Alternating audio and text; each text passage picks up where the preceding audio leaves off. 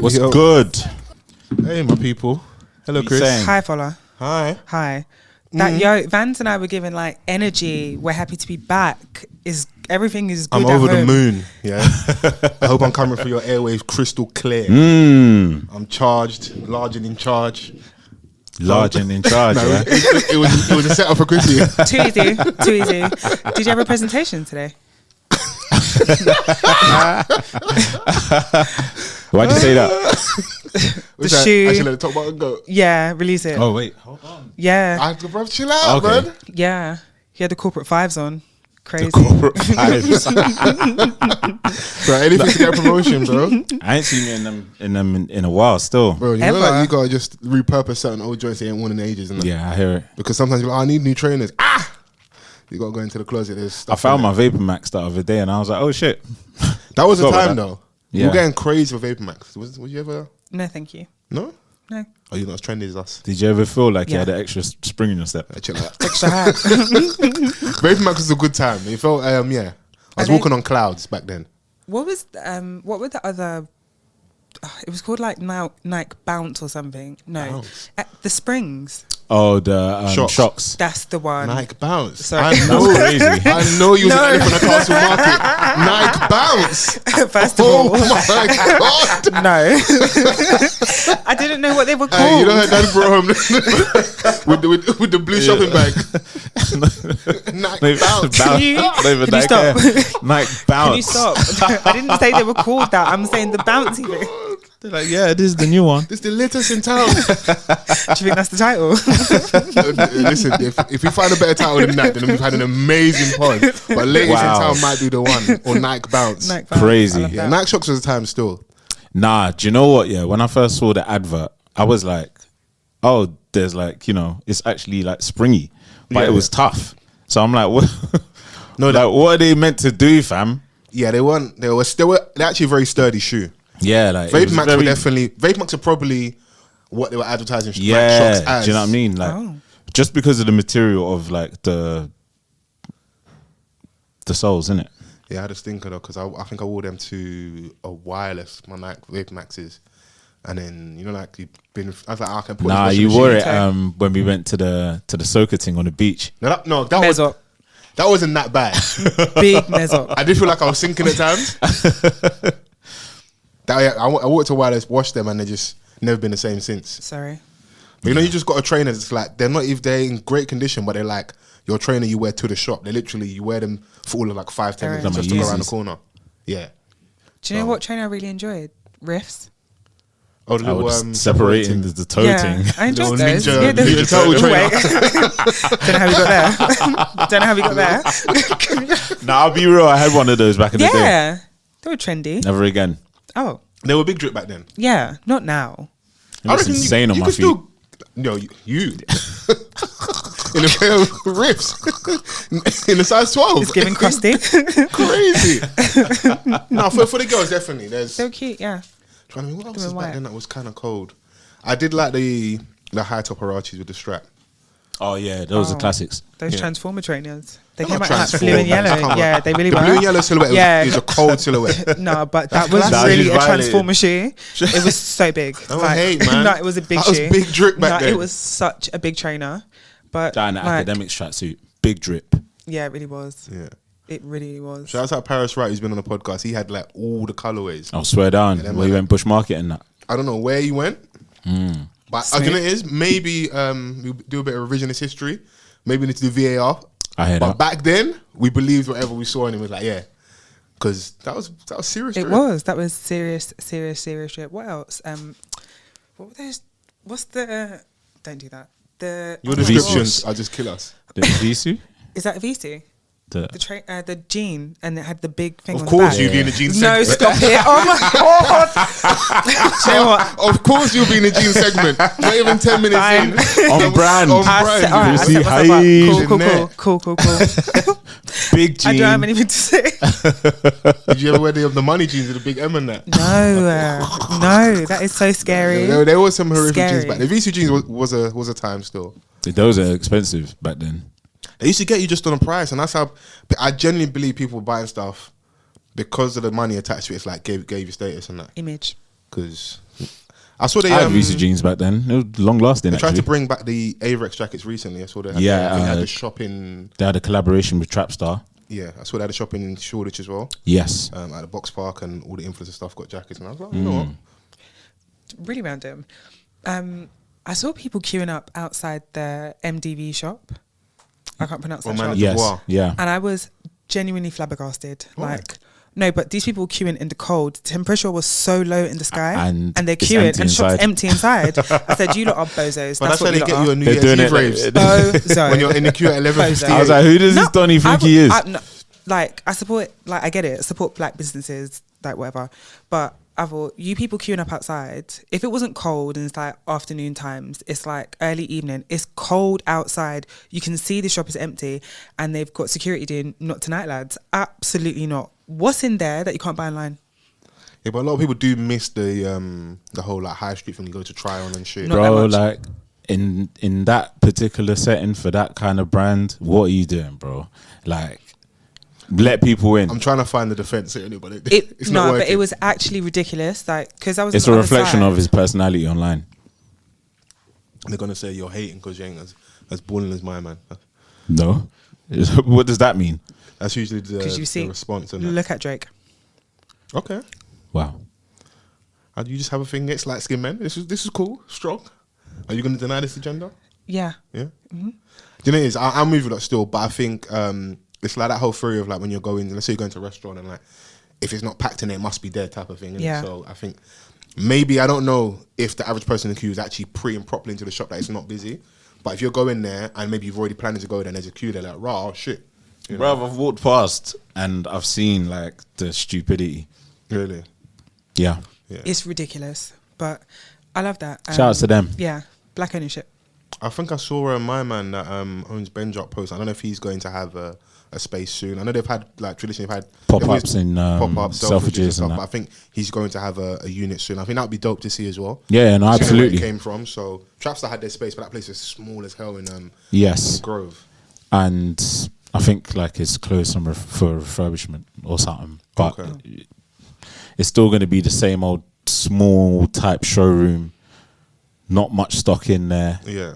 You know, like they chop online, innit? So retail they're space global as an now. overhead is crazy. Crazy. And they're global. They're global now, so. Think about all the fast fashion brands. They don't have any front facing. You're paying that much money for rent on big Oxford Street and you're not letting people in. That's very insane to me.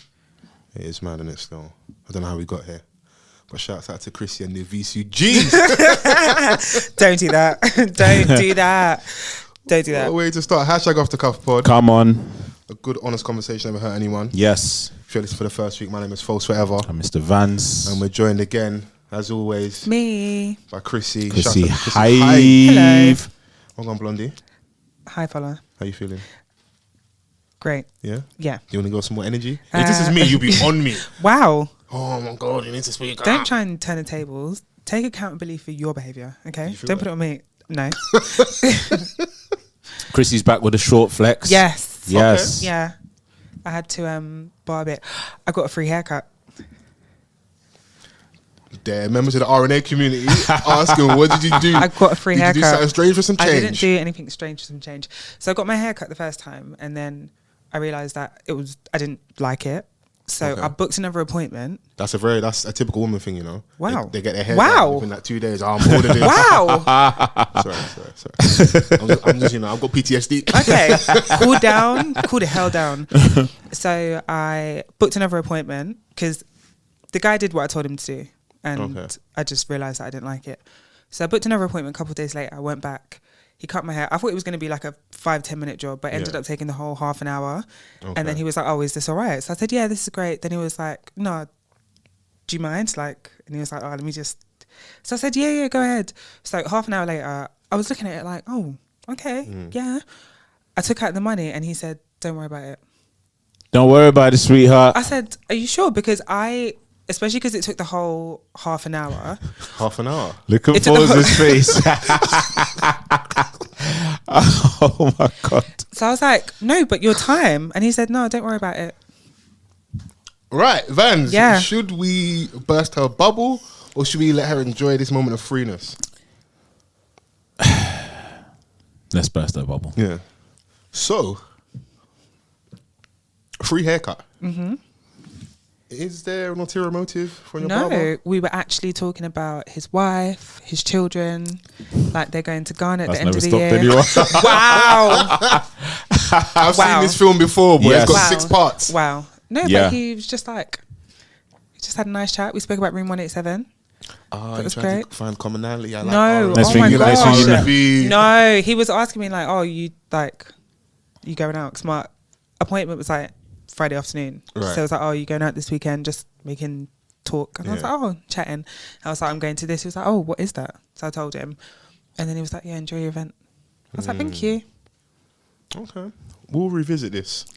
I think it's bad that we like, our knee-jerk reaction is to like assume that there's an ulterior motive. Is that just us snitching on All right, so in your like past life, obviously. Past.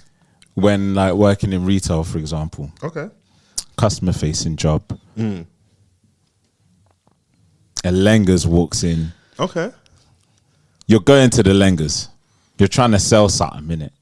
You're going to approach her, right? Of course. But you're going to put in extra vim towards like, you know, might even offer a little discount. No, we weren't doing that.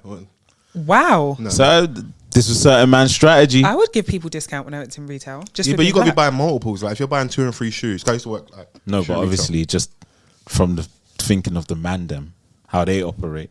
I know bare man. But I have like a stupid Lengers come in. I'm not just gonna go, oh, you're buff, here's 20% off. Like, nah, but obviously they're trying to move to the babe, innit? But obviously slip in some perks, innit? To try and get like, you know what I mean? What, date me and get 25% off the office? What the fuck is going on there? My love is worth more. Back then you're not thinking of all that. You're just trying to secure, innit? Yeah. It's sort of like the same premise. It is to a degree. I get it. It's just that I just got deja vu. I remember we've had someone on before and spoken about their barber experience. Yeah, we was grilling because it leads. And lo and behold, my man was trying to clap cheeks. Barbers are horny, man. Oh, yeah. Do you know? Like if you got one of them, give free trims to. If you got one of them barber shops that's tied in with the hairdressers. Awful experience. Yeah. You know, like man like Marcel's chopping Marcel in the corner and that. There's bare skullduggery going on in there, and that's where you meet the babes that will tell you that they got 7 kids and they're looking for love. No. I don't know if you got the clip here. Oh, I don't know if you got the clip here, but I'll give you the context in it. So there's I don't know what it's like another podcast, like live discussion. It's probably like the dilemma segment. She comes up to speak her truth. She's 33, mother of 7. Now I will start by saying, for someone that's had 7 kids, she's been put to work. Jesus Christ, 7 kids at the age of 33, bro. That's what it was. Man, she's been put to work. That man kept her in the house. That's your boy. She's been put to work. That man kept her in the house. I feel like Fols was gonna say for a woman that's had 7 kids, like she looks really good. Yeah, put together. She does. Yeah. She does. But I'm just saying that Donny was like another one. That Donny was like another one. Yeah. Another one. People are telling Russell Wilson to chill. Get off of her. This is a $200 million Don. Yeah. We need context though, because I need to know, was that 7 different pregnancies? Have you got twins, triplets? Like that will kind of make, if she's had literally 7 kids back to back. That's 7 pregnancies. And then, what's that? Are you VR in my maths or something? What's that? No, because you're saying if she had multiples, she wouldn't have had 7 pregnancies. That's what I'm saying. Yes, I was confirming. Cool down. Oh no, because man started laughing too much. Cool down. No, the way he started laughing, damn it, try and get over there, B. What the hell? I was like, what? He started laughing, looked me dead in the eye, like, get your man. Oh my gosh! So then you come for me? No. Sorry. You might have to put that juice down. We'll team up and get Vans later. Don't worry. We're just warming up. Hey, drink up, man. This is why we don't let you drink. This is why. These times you got drinks are way lower than mine, So. I hear it. No, it's false. Almost. Okay, cool. And also false. Fair. So you're lying. You caught me. So we need more context, man. Like, what's the story? Like, how many pregnancies? And so she comes up, she's like, yo, I'm 33, 7 kids. Basically, how can I get back into the dating game? What are my chances looking like? Now, without context, I'm not doing the extreme thing. My first reaction is, you're both selfish here. You, the person who's got the children with my man, and my man, you both don't need to be dating people like, hey, figure it out, man. Figure it out. Like, you got to go home, man. Yeah. Go and figure that situation out. Why are you here? Yeah, like, you have to, surely. The thing is that, like, obviously, in an ideal world, she is still deserving of love. But you have to be realistic. But the thing is, even to add that as a caveat, it's not like we're saying that she's undeserving of love by maybe going like... Some of the comments was just like, were brutal. But people work it was mad just, extremes on that. Yeah, absolutely. But it's just like, the chances are very slim. Because, number one, you're not going to meet someone else with that amount of kids. I know, even if you do, would you want that for yourself? She's in touch. That's a football team. She's also very justified to be like, I don't want to date a man with kids. And it might sound mad unrealistic, but she's entitled to feel that way. Yeah, and absolutely. I already have 7. And then he's like, if I'm going to be in your life like that, I've got to take in some of these kids. Like, they can't be that old. Like, it's mad. At 33, like, the youngest might be like 18 months. Yeah. It said that it didn't say any of them were twins or multiples. Oh, you want to double check? Yeah. Okay, I love that for us. Shout Shout out to the research team. She's been pregnant for 10 years, they said. Maybe Vance was right. Yeah, you got to let that woman breathe, man. Jesus. Bro. But the last 10 years pregnant, that's very insane. And I'm not saying you have to... Actually, I can't even... Let me not cap. You got to marry that woman, bro. 7 years. Someone said, fix your family, man. You got to figure that one out, man. Yeah, go home. Yeah. Now we hope my man isn't being abusive, all that stuff. It's like, yes, brother, come on, bro. Yes, I didn't actually consider that, but that is a very, very good point. But on the other end, I'm like, if you came and said to me, "Oh yeah, I'm speaking to this guy, and he's got 7 kids," yeah, I'll be honest with you, I might elbow you. I might. Oh my God. And there's nothing in my behaviour towards you over these years that would ever give you the impression that I'll put my hands on you. Oh my God. But I might elbow you. Like I might in the rib. That just a little rib tickler. Somebody's not visible. Just like, yeah. Reflex. Go the fuck up type shit. All the options you have out here, that's where you're at. I mean, I'm not saying he's undeserving of love, but like, brother, your schedule must be nuts. Yeah. Man's only seen you after dark. Come on, man. No, thank you. Yeah, There's nothing in my character that suggests I would do something like that. Yeah, so listen, go and find your love, but not over here. Not like that. Yeah, it's crazy. Good luck to her. Quick question. What's the most number of kids you've heard from either someone you're speaking to or one of your girls that you're like, right, that's crazy? I want to hear the horror stories. 4 kids, but 4 kids, 2 baby mums. Clean. But what? You don't mix and match, innit? What do you mix and match? What? 1, 2, 1, 2. Oh, what overlap? Oh, shout out to him. He's a hooper. Brother cousins. Yeah. He's a hooper. Yeah. But having 2 women pregnant at the same time. Crazy work. No, isn't like 1, then 1, then went back to number 1, and then we're back to number 2. Second. What are they? No, but then we're back to number 1. Oh, so number 1 won in the end. I don't know if that's a win, bro. But number 1 was always you won, the one. At what cost? Yeah, but at what cost? Number 1 was always the one. Right. Okay.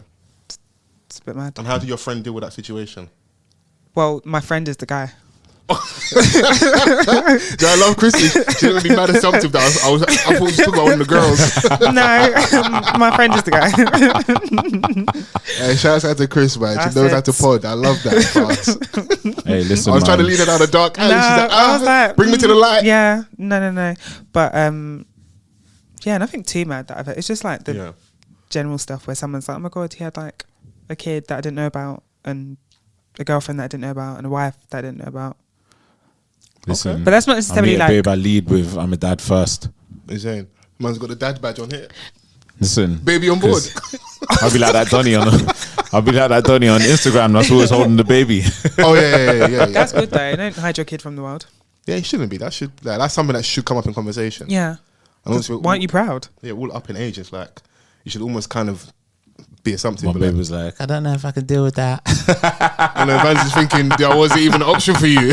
There's nothing for you to deal with over here. Damn. Do you remember the early days of us podcasting? And I think, I won't bait you too much, but there was one Donny that was, I think he had like 4 or 5. You remember what I'm talking about? Nah. if I explain it too much, I'll bait out too much. Cool, but when Vans told me, I was like, what? And Donnie's out here with us. What, like 5 women? I don't know the number, but I was just like, you know, like when you're around work. someone, I just didn't get the. I was like, you have bare use. So they're just never mentioned. Never mentioned, and just like how it was dropped, I was like, rah. That stinks. It just come as a shock. I was like, oh, okay. Oh, father. I was like, oh, 5. right, yeah. Okay. Shouts out to you, man. Scary. And this is pre-cost of living crisis. Damn. Doing that now? Well, I'd love to actually go and double check like the birth rate. I'm sure it's like Yeah. Yeah. It's dropped. Damn. I went on Facebook randomly the other day. No, as in, I didn't even know I was still logged into the app. And the first thing I see, a guy that I used to work with, he moved back up to Scotland. So we're all the same age. And he had triplets. Shouts to him. Triplets. In No this IVF. economy. Yeah, everyone's, you got to tie your tubes, you got to get a vasectomy. It's over, man. It's What? done. Yeah, that's it. Yeah. 3, like, you're expecting 1 and they're like, surprise again. 3 of them things, all in one go. And that was his first. Bro. Type of luck's that, man. Okay. If I found out that I was having triplets, of course, after coughing blood, I was happy. I thought you could say after celebrating. Nah, I got to cough that blood first. Yeah. Like, what? That is a 3. mad shock to the system, bro. At once. You start sweating bullets. Yeah. Because I was very adamant, like, yeah, I'd love to have twins. And I've just started slowly but surely, and like, I don't know if that sounds... You know what? Such a great idea. Because they're in the family, innit? So. I wanted twins up until probably like 2-3 months ago. And that is because for the first time ever, I had never considered the fact that you have to pay nursery fees twice. So I thought, oh, like 2 sets of nappies and 2 sets of clothes. But it never occurred to me. I just thought it was like a buy one, get one free situation. Like, they're basically the same kid. Why would I have to pay twice? No, you know, Chris is on. Not even a little discount. You got to go to school Monday to Wednesday. and the other one goes to You school don't have Thursday to to share Friday. that thing because You what? can have a quiet twin, and then you can have the other one that's just Oh on my job, gosh. stand on business. Yeah. So nursery fees 3 times over. Crazy. No, you got to homeschool. We got to figure this out. Because what? You see, like when something like that happens, you have to like change your politics. Like, I'm not down So with the man. It's homeschooling, homeschooling. Yeah, I hear it. I hear it. Cloth nappies. Yeah. Hotep Yeah, vibes. It is. absolutely. I Like hear it. Saturday school, everything. Yeah. Raw We'll vegan yeah. diet. we'll That's stay what at we're home, doing bro. here. Listen, celebrating Juneteenth. Yeah. All of that. You mojo, baby. It's gotta be done, What the man. hell? Shout out to the parents out there. I don't know how some of you do it. Shout man. out you lot. Hey. You do. Some of you guys make it look easy, and the ones that you're struggling, shout out to you, man. Because Yeah. Hope it There's gets better from sometimes here. like you even when you're struggling, you have to just look like you're not. how do you? What's your game face like when it's like when you're in the trenches as a dad? How do you get through it? I don't know. Like I just all of a sudden become mad strategic. Okay. Like just knowing how to,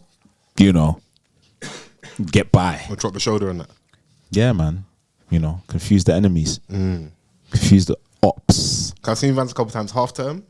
He's like a different headspace. You can barely speak to this man. Ha. He's just He's like, ha. yeah. In the zone, man. I'm in the zone. I like naps. No, man, it's a good look though, man. I like to say from the outside looking, like you're doing a good job. Yeah. Thanks, man. So long may it continue, innit? Good Appreciate Don't that. let me find out you're doing mess. Oh, fuck. If you find out if I'm dead tomorrow and you, I'll flog you. as my friends, would you not pull me up? Mercilessly. Absolutely. Especially like someone like yourself, you've got experience. Yeah. We was having a chat the other day. It's like, About what? just about, adulting and growing up, innit? Oh. You can't be a baby I was forever. thinking, like, Huh? Can we not have no. adult conversations? I thought it was like surprise What, you on the phone announcement. gossiping about babes and that? No. Man's talking about Forex. and The kids. turtlenecks. That's why you got the shirt buttoned up all the way up. on the phone. That's why. Can you not see my Carlton vibe? Yeah, I was about to say Yeah. Carlton Banks for them. All right, fella. That was The dark some real side. chats, innit? Because even I was with one of our boys at football on Sunday, and ironically, he'd linked up my other guy Jay, and they was talking about just in terms of that tight circle that they all went to your school and that all out, and everyone maybe barring one guy is either married or has a child, like, and with their significant other, like, and been with them for a minute. It's like, yeah, no, we're all kind of heading in the right direction, innit? So I was like, okay, it's funny to just linking him. I hadn't seen him in a little while, and he was having a similar chat that I've been having with some of my guys and stuff, innit? So we have to push forward, innit? It's not easy out here, innit? So find your babe on Ghost, man.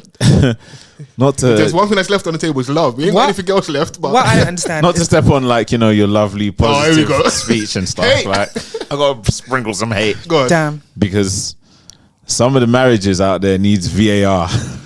No, of course, it's a work in progress, isn't it? You know, they're saying that a lot of the married men are more outside than the single dons. God. Yeah, but taken individuals are just more appealing to people, unfortunately. Tell us more. Flash the ring and that. You just have that aura about you. You look like you're more committed. I remember every time that Responsible man. I've got You look like you're more committed. yeah, because you're with, you settle with someone, innit? He's cackling. I don't clip You just have that aura about you. Like, you just, so that guy just looks mad committed, you know. Let me clean this up. Anytime I've like just got into like I'm in a relationship, I'm with this person, that's when people just suddenly pop out the woodwork. And I think, I don't know if it's your smell that you've got on you, or just like the fact you're not even paying attention. I don't know what it is. I know a lot of people that are listening to this can attest to this, on both sides, men and women, yeah? All the donnies and the donettes, yeah? The minute you're with someone, that's when suddenly everyone thinks you're attractive and they want to be with you, or they want to chat to you. Where was you 8 weeks ago? Oh. Before I was ready to lock this down. Now suddenly, the Yeah. toughest man ever. You know, so I don't know. They see that you chose someone and then it's like, Oh, he be choosing. And then when you choose Want to again, get chose? damn. Well, yeah, I don't know, man. Shout out to the people that want to, you know, intercept and break up play and that. Everyone has a position on the field. Oh, look at you, sports. hey, Ow. tactician and that, Jurgen Klopp and that. But speaking of tactics, we've got to speak about a young brother by the name of Meek Mill. God. And I think he needs some new tactics. Because when you're getting cooked online, the worst thing you can do is try and fight fire with fire. You're going to lose every time. It's true. Meek is an interesting entity He's online. not real. Him and Rick Ross together, they came from some sort of factory or lab. They're not real people. Now, in all fairness, one is called Robert Williams, the other one's called William Roberts. I think Yes. Yeah. So it actually makes sense. They're not real people. But the thing Can't is convince that me. like Ross doesn't tweet as much as like, you know, all Ross tweets is it's a good day to boss up. Yeah. Every day. Wingstop, Bel Air, you know. Got the other same thing. tweet in the draft, you just press send. Just just promoting himself every single day. However, Meek is just frivolous on that app. He just, which is cool in a kind of way, because like you just like tweet whatever comes to your brain, but like why or how have you not learnt? Like, you've been on Twitter for so long now. But some people in their own bubble, like, I don't know. You got to remember, we're looking at it from the perspective of like how our feed might look. You don't know what the hell his feed looks like, and when he gets the information. Because we're bringing this up because he's been like included in the, technically hasn't, but has in the recent Diddy lawsuit, innit? And like those things are meant to be redacted, but they basically said, the Donny that went out with Nicki Minaj, The Donny from Philly. From Philadelphia. that rides dirt God. bikes. He was in The jail. one that was getting his waves brushed the other With way. fries on his lap. In the video. Bro, they're not talking about Will Smith. It's you. It's Meek, bro. Wow. Yeah. Yeah, and then they're claiming that Donny's in the freak offs with Diddy. No, you didn't see that? Yeah. Part of the freak offs. Yeah, man. So it was one of the producers on Diddy's most recent album Yes, he's got a lawsuit. Yeah, who filed a lawsuit and alluded to Meek yeah, alluded. Yeah, let's say that because I don't want to on a lawsuit. Yeah, But the thing is that like everyone ignored all the real stuff in that lawsuit and went straight to the Meek thing. Like, yeah, but you know what it is though. I don't like this like attitude like we weren't raised on salacious stuff. We- like it's true. mainstream newspapers used to out politicians for like rent boy scandals. Like but we don't know. gossip mags. The like, thing is that like we don't know, for one, how accurate this lawsuit is. no, but listen, we don't care about what's true, bro.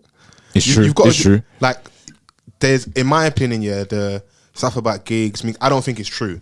Now, it doesn't mean it can't be, but I don't think it is. But what they've got to do is, for this thing to hit home and we're like not get that to funny court, stuff. you've got to put some extra, you've got to put spice in there, because what you want to hope is that the person you are filing this lawsuit against is like, I don't want to deal with this, whether they want to settle out.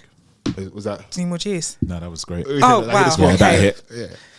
Like whether they want to sort it out without going to court and get the money, which I think there are a lot of people going to come out of the woodworks and want to get money from Diddy. It's true. Whether he's guilty of stuff or not, you've paid Cassie now, so it looks like you will pay to play. Bro, you gotta eat They that. want some of that Ciroc money. You said take that. We're taking, bro. Oh. Run it. It's our time now. Yeah. Okay. Run the readies, bro. You got it over there, bro. Run it, bro. Give me some of that Biggie money. Yeah, listen, the demise is crazy. Very crazy. I think he's going to go down swinging, though. Crazy use of words, but I think he's going to go down swinging because I don't think... Going down, though. Yeah, he's going down. And Vans is right to the point of like there are more serious allegations in there. But the things that jump out of the page are like gay sex. It is. And the thing is, think about hip hop culture, how we grew up. It's true. Usher was also in that lawsuit, but no one's talking about that. But you know, it is because when someone's so beloved, yeah, we don't want to ruin our experience. There's been a few things. So you got a picture with Russell Simmons the other day. And now there is an angle about the age that Usher started being around Diddy and what he may or may not have seen or been part of. So people's angle is that he might be a victim, so that's why they try and give him grace. But let's say he's not. When people keep having you around people of a certain ilk, L.A. Reid, he's been accused of certain stuff, Diddy, Russell Simmons, they start putting 2 and 2 together and coming up with whatever number they want to come up with, innit? 16. You know? So they're doing a similar thing with gigs now. Gigs like, man, a real bad man. He was don't like, you dare. He was He like, said, don't nah. mix me in it. Yeah, he said. But when you address it, though, you give it more life. I don't think it's gone away, though. Because it'll be in his comments, it'll be in the YouTube comments. Young Spray ain't leaving it alone because it's his moment to whack him. Whack him again. Oh. Yeah, he's like... Oh. Damn. Gigs bucked him at the worst time ever. It's true. On the way down. Literally, as it was about to happen, he bucked him. The demise of Diddy. And there's things we shouldn't care about, but I go and pre them because I think it's important sometimes when you see people restrict their comments or, you know, you can't comment at all. Because nobody wants to pick up their phone and there's bare lava emojis and stuff on your pictures. Every and stuff. now and again, That's hilarious. tweet by Crept, What's the tweet? where there's a picture of him, Cones, and a couple other men. Oh, and Diddy's dropping game on them. He was like dropping gems. So obviously, ever since like the lawsuit, Oh, no. it's just been like coming back, like, and I'm like, just delete it. No, but even then they were on him when it first come out, when they were like dropping gems. Because I think that was around the time he was in London when he was running around gigs and stuff, innit? Yeah, So, Bit weird. because they're on men and like on men in general, black men especially, like when they're around men with money and how they feel like a lot Big of us bro. move. But like if you're someone that grew up on rap and Diddy wants to have a conversation with you, okay, I know all this stuff's recent, but why would that be mad? Yeah. And you take a photo. It's true. Like, let's not create a It's true, great it's true, it's true. Now, I am someone that find the funnies, don't get in the way of a good joke. Yes. But if I'm being sensible, like steady Eddie, I'm like, that makes sense. Yeah, you are correct. You're right. You show this to your mum, you're like, hey, mum, I met Diddy, innit? Oh, yeah, I Like, met Puff Daddy. yeah, that's like exactly that's how long he's been out here. Your mum will know him as Puff Daddy, you know. So Puffy. yeah, but he's got to figure whatever that shit is out. There's nothing to figure out. Bye, sir.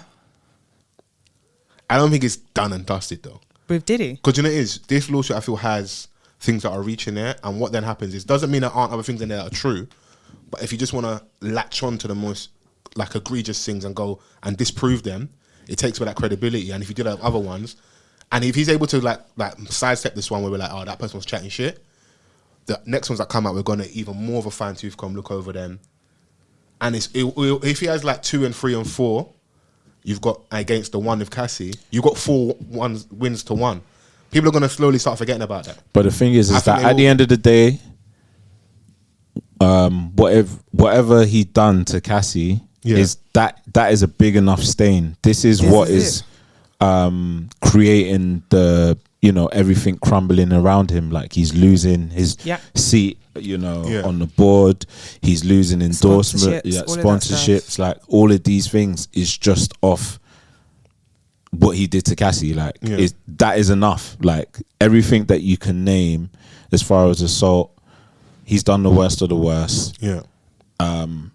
Including, you know, drugs and things like that. Like, bro, it's enough. It's done. It's up. I don't know, man. I think it's gonna. I think there's still legs in this thing. Like the thing is that he's always gonna be a wealthy man, right? But he's gonna have to, you know, really sit down or re-strategize, whatever it is, however long it takes. But people aren't just gonna forget about that. He's gonna have that stain. He's still gonna be Diddy. Yes, he's still gonna be rich, multi-millionaire, almost billionaire, whatever. But let this be a lesson, like, you know. you're gonna have to eat that. There's no sympathy here. No, that's not. I'm not looking for sympathy. I was just more on the vibe of these things are coming out. We're dealing with lawsuits. Like even the Cassie thing, we haven't had anything criminal per se yet. I think that's truly the nail in the coffin. And I think the one that probably could have gotten with the criminal stuff is the Cassie one. Now we don't know what Kid Cudi's going to do. We don't within this. Like you hear stuff about trafficking, all these. Bro, things. Donnie blew up a man's car. Stick, then by all means. But with that, it's not gonna. I'm just gonna be honest. Yeah. That ain't that brazy, bro. If anything, that makes me want to listen to your music more. Let's not act like we weren't raised how we were raised. We like you were violent to another man. It is what it is. You blew up his car. It's not gonna make me want to listen to more Diddy. No, it will. Like you say that now, but if in theory, in regards to how you're raised and like knowing people are truly, but like, Diddy's not that artist for me. Like if, like I'm not gonna. What's he gonna say on the Love album? Like, like, do you know what I mean? Toxic R&B. I loved you that much. I blew up that nigga's car. You're not. We're not. Maybe we're when I not was in our younger. toxic bag. You can't look at me like we didn't. I busted windows out of your car. Like, Yeah. I think there's legs in this, in what I'm saying. Yes, I think like I love obviously you're as not far gonna as get cancelled entertainment for blowing up Kid Cudi's car. Obviously, No, as that's far not as what I'm saying. entertainment goes and where the headlines is, you know, like those kind of things don't grab me. Like certainly not now. Yeah. Do you know what I'm saying? Like so. Okay, like If anything, Kid Cudi fight back, man.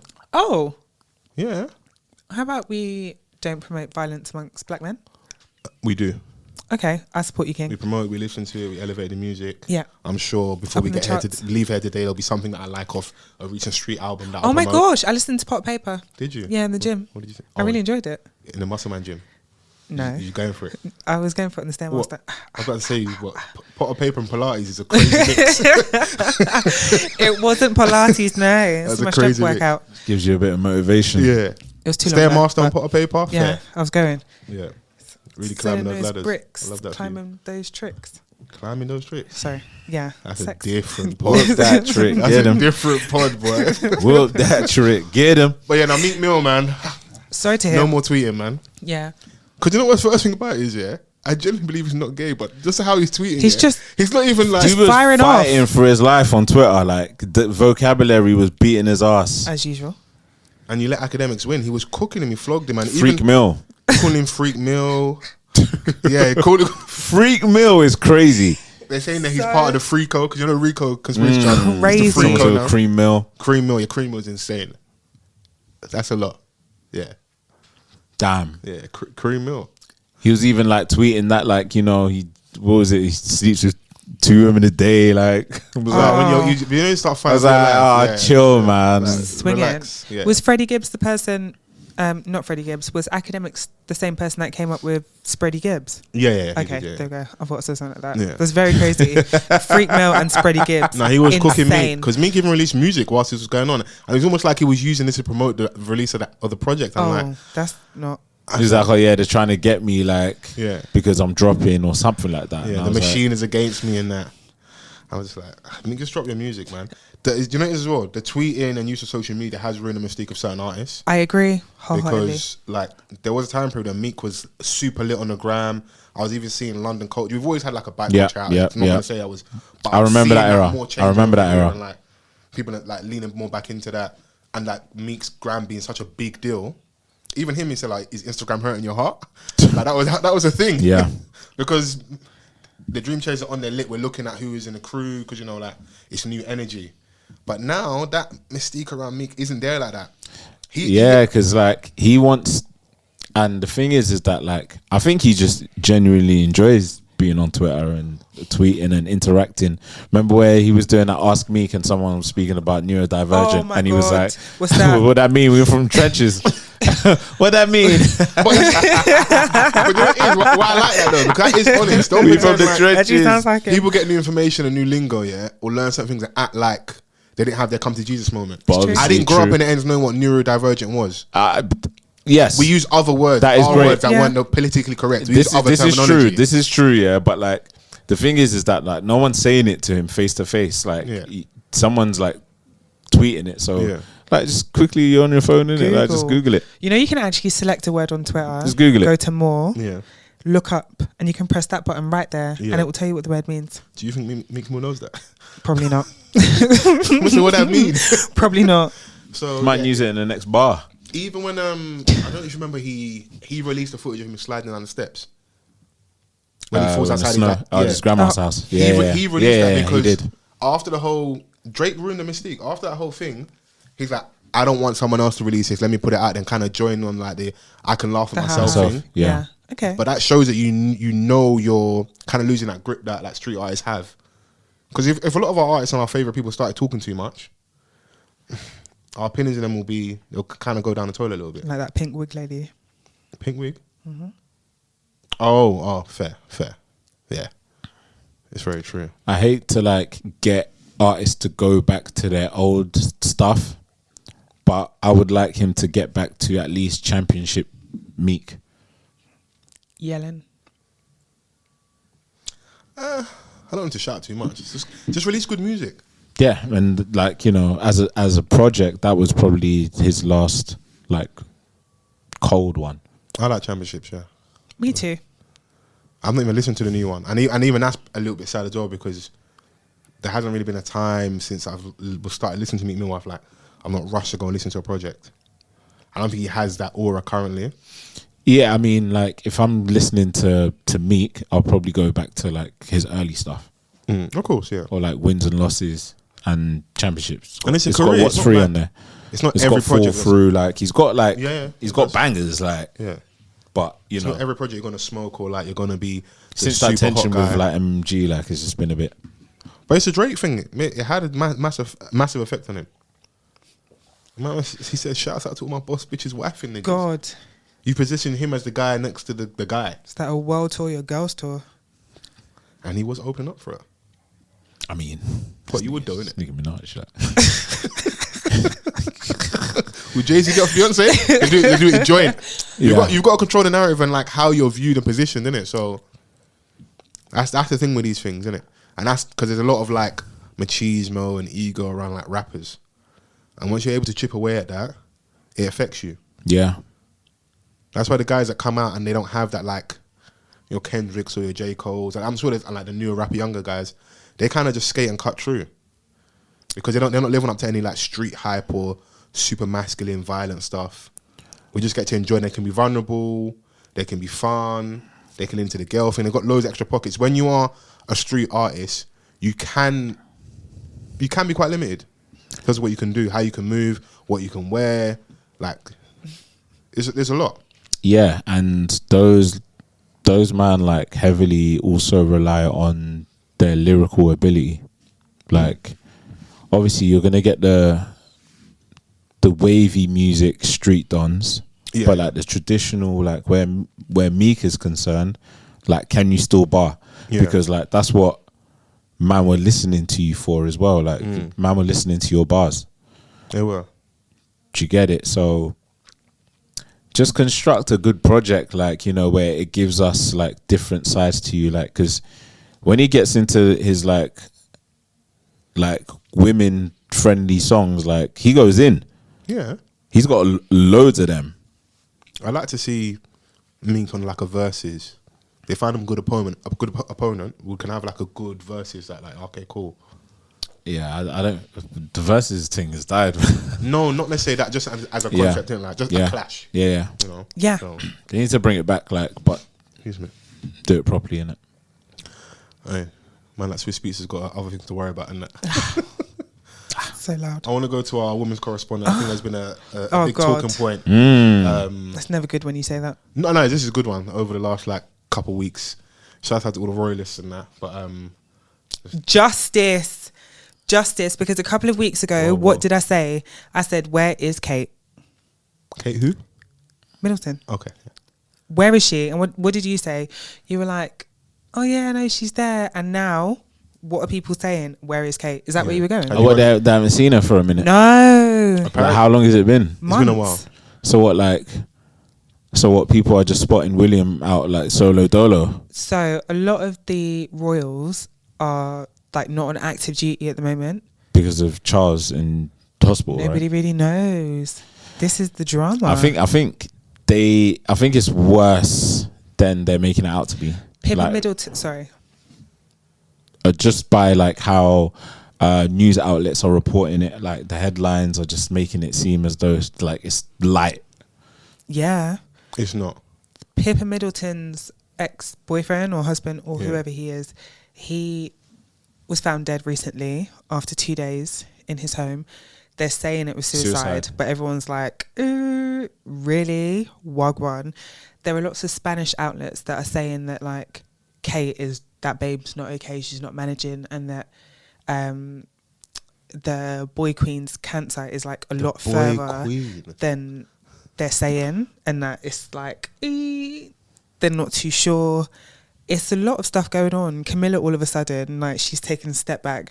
You wanted to be the sighting so bad, and now you're resting. Sorry, they need her outside. If your man is sick, go and be by your man. No, that's a wicked woman right I need you outside. A man's always going to work. I need you outside. You want to be the queen. But no one is interested in what she has to say. Damn. Huh? Like, you got through clearing, like, you cut through clearing, innit? Like, listen, let the record show. What do you mean? Like, Camilla won, innit? Yeah. She was always the main thing. She was the first thing. You know what I'm saying? She was the main thing. She stayed the course eventually, innit? What are you saying? That she did the marathon thing, yeah? Bro. No, Paula Radcliffe vibe. Double marathon. Crazy. I hear it. She got there in the end. Crazy. Her husband's ill. Of course she needs to step back. We don't want. It's true. Need you. This is a woman that's been with him like through, like, you know, the whole Diana thing. She had to sit down like and watch that, you know, and then she's been there ever since. So now it's like he's at his worst moment. So okay, be by your man, I guess. I do. But again, my statement still stands. Like, no one's like waiting for a Camilla statement. It's true. Like, she's not doing the Christmas thing at 6 o'clock. No, I do feel sorry for my man, even though I don't give much sympathy to that institution. But you waited all your life, yeah, and you get it all of 5 minutes, yeah, and it looks like you might kick the bucket. That's mad. All the memes of like, you know, when like things like this happen, like everyone turns like graphic designer. So there's like pictures of Diana in the clouds and that, just with a smirk. You know, this does give very much Nollywood script. Yeah. You know, they're only just about. He hasn't got his face on the money yet. Yeah. He's not. He might never like, see that. They were like, yeah, we'll let you have your little coronation and that. Yeah, cute. They were saying, remember she went into hospital like a good couple of months ago, sorry. And they were saying that she had like abdominal surgery and that she was going to be out of active duty for a certain amount of weeks. Active duty, like she's a soldier, is nuts. No, maybe that's not what they said. No, but but that's how they. That's the terminology. Yeah, that's the terminology. Wow. So they were saying she was going to be out. So from then, people started speculating. Like, some people are like, "Oh, I've had this surgery, that surgery. It doesn't take this amount of weeks." Then they started tweeting that although she was like in the palace resting, she was working from home or something like that. So people were like, "Can you relax, please?" And now they're saying that she's not going to be seen until after Easter. But then there was like a tabloid that said that Kate Middleton had been spotted. But when you look at the picture, you're just like, "Can we BFF? That's not that lady." But someone, you know, those like not royalist tabloids, but those people who report on like scat tabloids, I suppose. A couple of days ago, a few of these pages tweeted that you need to relax your nerves. No. My hand slipped. For the listeners at home, I went to pour a drink and it poured me. That's a lot. You're actually getting cut off. That's it. A few days ago, quite a few of these pages reported that sources close to the palace say that William is currently like scrambling to try and find a body double for a sighting. Those tweets were from 2 days ago, and then today there was a tabloid thing basically saying like Kate Middleton spotted for the first time since blah blah blah blah blah. It's just like it's all a bit suspicious. What's the angle as to why she's been hidden from public view and we don't see her? What's the angle? Genuinely, I don't know, and I think that's because the media have been very like cooperative when it comes to keeping anything that's happening out of the press. Yeah. There's everything that everyone is saying is sheer speculation. We don't know what's happening to that lady. She could actually just be like... We'll find out in 20 years from like, you know, one of the royal housekeepers. Damn. I think it's like after 50 years that you can unseal things that happen in the palace. Really? Yeah, like after that person dies. Like the whole conspiracy of like Diana's crash, like didn't someone like come out What was it like? So many people have said stuff I don't even know. You don't even know what's what again. Yeah. But I conspiracies genuinely are going to just start popping out like from everywhere. I thought it was a cheating one and stuff. Because I think it's like she wants to bounce, isn't it? Yeah, that's what they're saying. That's what I've seen. That's what I was asking if there was any more than that. If there's some people have said that she had like a mental episode. Like a psychotic episode, sorry. If that's the case, and there's no jokes for that, then it's like, let her chill out and figure out things. Some of the wilder theories, one of them is that she's had a BBL and she's recovering. Excuse me? Let's entertain that one. I load that one up, man. What? Kate with a BBL? She's like, you want to cheat on me? I got something for you. All of a sudden, like, she's got an OnlyFans. Imagine Kate Middleton with an OnlyFans. Wow. Chill out, man. Like Rachel Dolezal. Crazy. What, did you go and do your research? No, bro. It was out there. Like, it was on one of those Insta blogs. Okay. That she got fired because she was a teacher. She's a teacher? She's a teacher, and they, someone discovered that she had an OnlyFans. Being a teacher of OnlyFans, you're getting fired. It's insane. You're getting fired, sorry. Very Being crazy. a teacher with an OnlyFans is nuts. Because what are you doing there? Yeah. What are some of the other theories that I've seen? So the BBL, that some people said that she's got cancer, that she had some people were saying that she had, not hysterectomy, is that your breast? That she had like some sort of reproductive type of surgery. Anything health related, like we just leave alone. Tube ties or whatever. Yeah, quite a few different things. But again, I don't think we will know as much as they tell us. I think with this specific situation, I think it would be very difficult before you get loads of leaks, and it just goes to show how little the royal family did to protect Harry and Meghan. Because all now we don't know, and this lady hasn't been seen for months, and we don't have any concrete information. That's what I was going to ask you, because it's like I saw that conversation, and sometimes comparisons are shit, but I did like entertaining that one because it's like, so you can protect someone. Yeah. This is what it looks like when it's important to you about how someone feels. If we're gonna look at all the different theories as to why she's not been seen publicly and stuff. So yeah, if it's any of the health ones, then yeah, by all means leave that one alone. Hopefully she gets back to full health. But if it's the other stuff, No, they whacked her. that wouldn't you want to leave? Because if it's like she wants to separate from him, they're like, you're doing this whilst his dad could be passing away, and if he does, we can't have the next king single. And it's actually easier to keep the speculation than to confirm anything. Because if people don't know, they don't know. But I suppose when they know, just like you said, they can actually do something or say something. But if it's just vibes and speculation, what you can do. What you can do. We love a good spec, don't it? We do. Yeah. We do. Oh, care to join us? Yeah. And anything more pressing over there? I'm loading up some conspiracies a bit. No. Okay. Oh. For like, what we want. For later? Well, Vans, like content for what? No, over to you, Vans. You can take us away to the next segment. No, I was just gonna ask if you guys watched the Brits. I didn't watch it live, no, but I watched some of the like the recaps and stuff. When was that? It was on Saturday. It was on Saturday. Obviously, like Ray Day is what they call it. Yeah. Oh, good for her. Ray, Polydor are kicking their teeth. Sorry to them, coughing blood. Coughing, crying blood. And it is. I mean, this is what was it, like a record breaking for her? She was nominated 7 times and won 6. 6, yeah. Oh, she got the big ones, like album of the year, like this. Yep, song of the year, and now. Do you want more juice? Yes. Go on, lead it some hate. I know you got some hate brewing there, boy. All right, so song of the year. I don't see how Escapism beats the Dave and Central C song. Oh, Sprinter. But there's always going to be asterisks when it's a bit too urban for it to be song of the year. We're at the Brits, bro. It reminds us this year, like, there's a line still. We had the the mix award, hip hop, grime, funky house. I do. Am I be honest? Yeah. Soca, ska, hip hop, dancehall, all in one. They did have the hybrid nomination. The hybrid award is crazy. The hybrid award was crazy, but with this, it literally solidifies what that award is about at the Brits. It meets all the criteria and more. What Sprinter are you talking about? Yes. Okay. Yeah. Like, you're talking from a number standpoint. From a number standpoint, like the impact, like it was crazy. Like they just dropped a surprise tape with it. Like it did what it did, and it broke records at number one. It's been the longest running number one, like in history. But was that award, was that fan nominated, or was that the voting academy or whatever? I don't know. Yeah, because I'm just asking, just like to kind of get to the bottom of it. Because only say that because I know we'll probably get onto it. Just a quick segue. Cass is Dead won the the hip hop, that award I was talking about, the hip hop funky house. I thought you said Cassie's dead. I was like, why would you drop it in the middle like that? Sorry, like that Radio 1 drop. Apologies. Cass is dead. Fuck.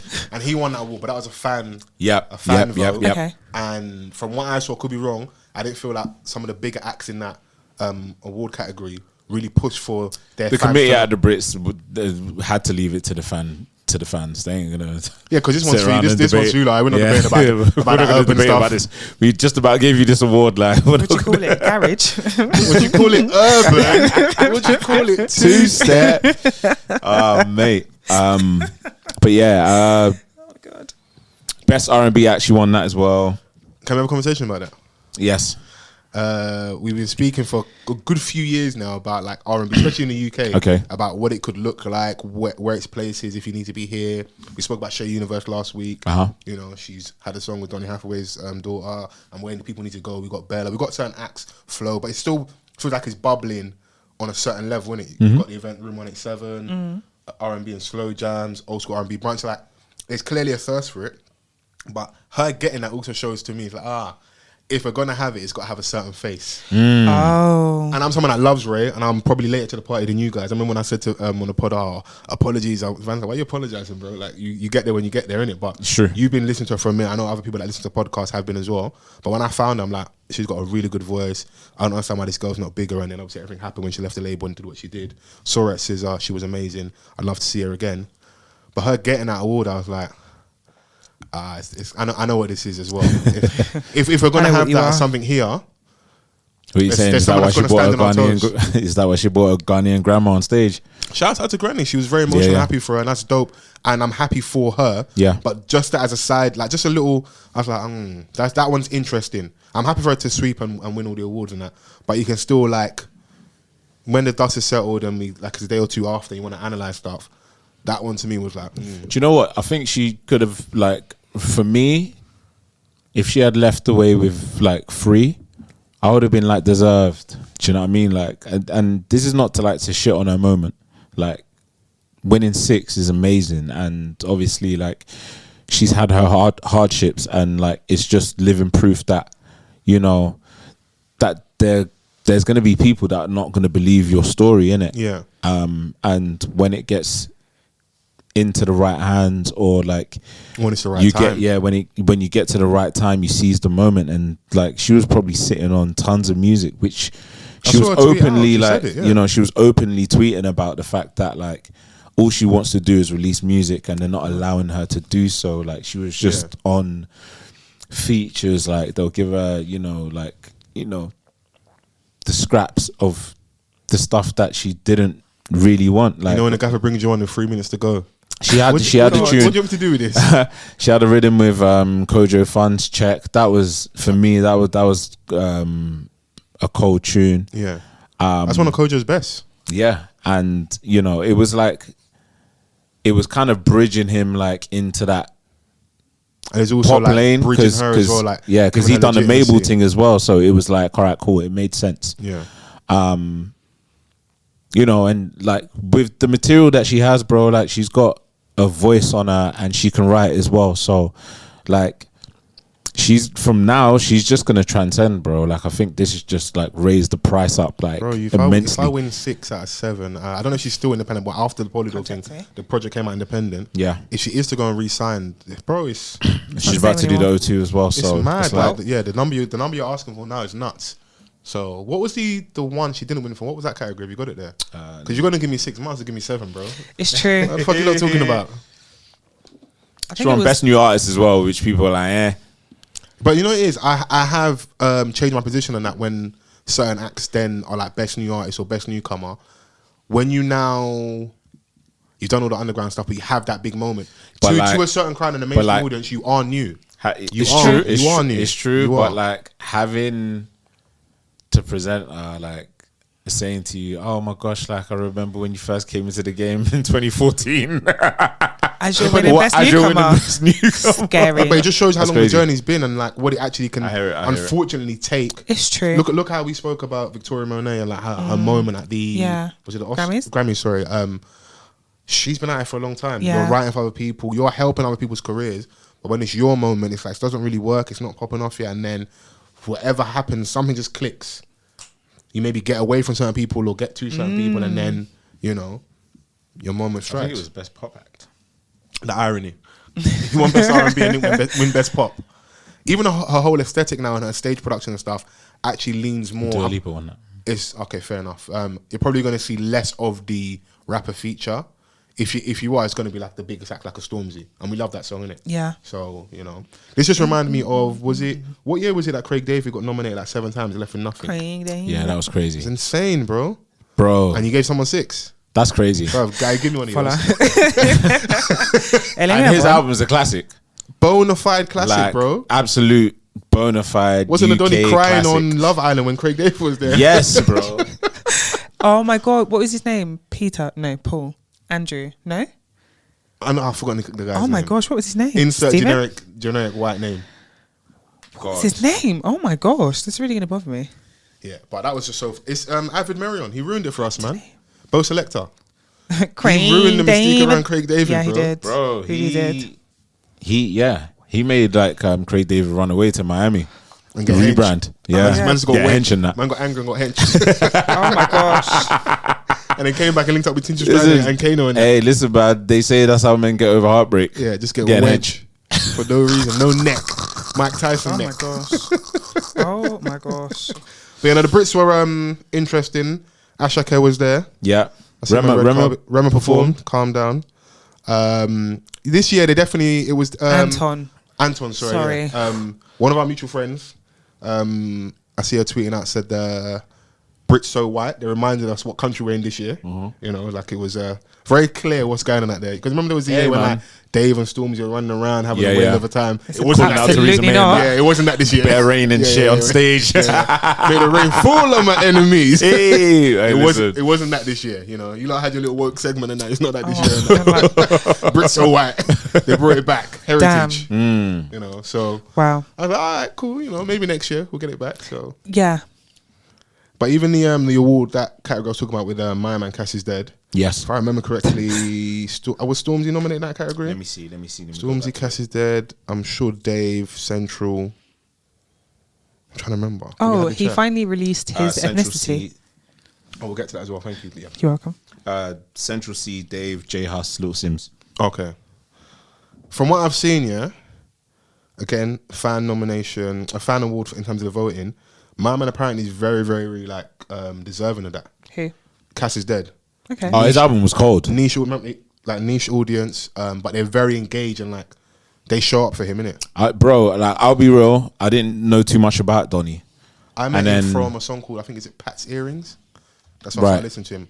And he'd had a song with Giggs as well. And the whole the mask thing. Bro, the thing is that like someone was talking about him in terms of having a cult following against like or versus all these bigger artists with like moments. Yeah. Not just like being someone that's like been in the game for a while. It's just like certain people have like a 3-4 year run and then that's it, right? And then you've got someone that has like 10 years as kind of like mainstream in the sense that he always charts. Cass is Dead, like, you know, that's a top 10 album in the UK, but like in the black space, not many people would know about him. Do you know what I'm saying? Like, so having a cult following like that, you have like your, let's say 2,000 or 3,000 solid fans that will buy and invest in everything that you do. Like that will get you into places that you didn't think was possible. Against like some of the names that he comes up against, like he's probably thinking, like what?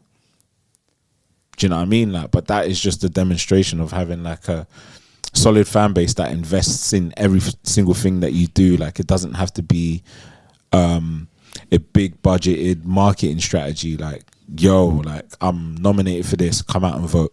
Got an active fan base. And I think it's also good because I don't know where the conversation started from, but I think we might have been referenced on a podcast a couple weeks ago about artists that kind of share an audience. He doesn't strike me as someone that shares an audience per se. Like, if you might maybe find some similarities between maybe like God Rest His Soul, like a Black the Ripper. Yeah. But like if you've got the anti-establishment weed smoking audience, some artists will share that audience a little bit. You know, Big Nas has got like the BDL. Nines basically league. Nines has got through the whole crop circle thing, and you know, he's got his crowd and that. Some of those I'd like to see like his merch numbers. What Cass is dead. I wouldn't shock me if they're really good. Yeah. Because people, they're sharp for you know. If they're gonna come to all the shows, buy your stuff, they're probably not coming there alone. They're probably putting their people onto your music as well. What's the Donny in America that like just cuts through every year on a Forbes list? Like, are you talking about? Is it a black guy? Yeah. Is it Tech Nine you're talking about? Yeah. Like, but he's an alternative. That's a different crowd. Yeah, bro. But like he earns. He has the whites like, and the blacks, bro. Everything like he does, like, and he's on the Forbes list like every year. But it and it's like, raw. It just shows you don't have to necessarily caught attention in the same way. Yeah. If you go direct to consumer, I remember back in the day, Ryan Leslie was talking about using technology to his advantage. About these are my first, the mailing list. Yeah. These are my top 100 listens in this city, and building from there. But people aren't always necessarily ready to do the groundwork. It's like that's how Brent Fires did it. We've always done obviously our live shows in London. Let's say, just for argument's sake, we only had 100 fans in Birmingham. I would still go and do, and I'm sure you would still go and do a show there. People just want do you know what I'm saying? Like, and we even spoke about it, like, in regards to like artists wanting to jump straight to the O2. Yeah. Without, it hurts you more than it helps you. No artist development. Do you know what I'm saying? Like, so it's like, what are you willing to compromise, like, in your journey? Like, this is the kind of thing, like, so you're saying, like, you know, if you had 100 people in Birmingham that will come out to watch your show, like, why wouldn't you go? Some people would be like, you know, nah, we're too big for that. Yeah. I know it's how you perceive yourself, like, against, like, you know, the people that are willing to step out. Like, and 100 people is a good number, but you put them to the right price. Do you know what I'm saying? To like, what made them things move? But then you it's like also a business, so like how. But on the journey, you got to think about the loss costs. Leaders, you might be prepared to take a loss because you're just cultivating a fan base in this area, or just break even. Yeah. Or just not necessarily worry about the money like but that. People will really, but people will really invest in the product if do you know what I'm saying? Like, there's going to be people that are going to step out and really put, like, Nipsey got to that space at a time where he charged $100 for his mixtape. Yeah. Proud to Pay campaign. I remember. Do you know what I'm saying? Like, so I didn't buy it for $100, but shout out to you, man, that did. And if you're Proud to Pay.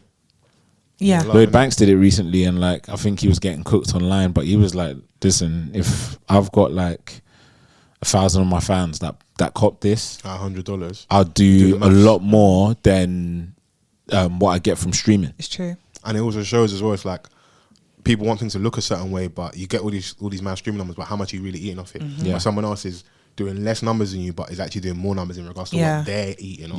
Yeah. You know, it's a catch-22 across the board, because you're on the bigger algorithms, you get more of a look, maybe you're able to sell more product off the back of being big. Yeah. So you take the loss in music. Because I see Sweetie talking about she's not really selling the music because no one really cares. But if you go on her Instagram, I'm sure like she's got millions and millions of followers. Wouldn't shock me if she's doing ad campaigns off the back of being a pretty girl who seems quite cool, personable. She's not really mixing any scandal per se. Yeah, I could be wrong. Good but vibes. Just like, wants to look the good. The music and ain't eat great, food. ain't even good, and she's aware. But we can still sell other things. Yeah, like, this is like one of those ones where Sweetie had a good introduction to the music game, and you just knew that there wasn't much longevity. Like, I think it was just one of them ones where she had 2 or 3, like, you know, hits and stuff. Icy What's girl them men? That's my type. Yeah, that, and then she had the one with Doja, the best friend thing, and then after that it was just like, all right, cool, like, this person is gonna continuously try and chase a hit Trying to get to the point. viral songs, Do you know what I mean? So that's not sustainable. But she's beautiful. Yeah. And Beautiful girl. she's like getting endorsements elsewhere. So she can Pretty cut through doing privilege that. is a real thing. Yeah. It is what it is. Chrissy brought up the Central C ethnicity. What were your thoughts when it was revealed to us that he is Guyanese, I think it is, and English? One parent is Guyanese and Chinese, and the other parent is English. Right. I didn't care. Yeah. Yeah, neither did I, to be fair. I was just like, oh, okay. Like, he's like, what was the debate like? Honestly. No, because I feel like some people felt that he was deliberately hiding the ethnicity, or Right. because even the article, it's an old article apparently. Even the person that did the write-up is a true journalistic tosser, because they were like, he squirms and tries to avoid the question, or he's not ready to avoid the question. It kind of like he's the alley-oop that like this is something that he's been kind of like coy about. Yeah, 'cause that was people were saying that prior. Right. Is he benefiting from being racially ambiguous? Yeah. And I've said that as well. And I think I think he does. Because he fits like when you're like, where are you from? He looks like he could be Latin American. He can fit in different spaces, innit? Yeah. And even the whole keeping a hat on. I've got a theory about that. Oh, so he never released it here. That we've seen his hair, but keeping a hat on is a thing. It's part of the aesthetic. They have Eminem dressed in a certain way. He's consistently dressed that throughout his whole career. He wears a certain like Air Max consistently because That was like, wearing it the that large- way, It's did. an early dappy, innit? a Like, large always part had the of hat. his audience dressed that way. Yeah. And always have done. Or that's a bestseller for his demographic. It seems so small and insignificant, but from like a branding point of view, there are reasons why people do certain things. So it seems probably silly to have a chat, but I was like, oh, people care, but I know you're right to care a little bit. Because you're being propelled potentially our first rapper from here that has the opportunity to go worldwide. Yeah. Yeah. So you've got to start looking at why that person's able to cross all these. Is it just the music? It just happened that way, or is it because of the look? Like, I like entertaining those conversations because I wouldn't want him just to be. It's a stop there. We've had good artists that have not been able to, do the. Because why shouldn't you be able to? We have American acts come over here. We've got Afrobeats doing well. Why can't UK rappers, UK artists, do stuff? Europe, the rest of the world, tour Asia, Africa, all the Americas and stuff. I agree with you, We should have the same opportunity in it. So, but the new song. Yeah, I watched the video. I was like saying it. I kept trying to listen. I was like, I get it, the attempt, but yeah.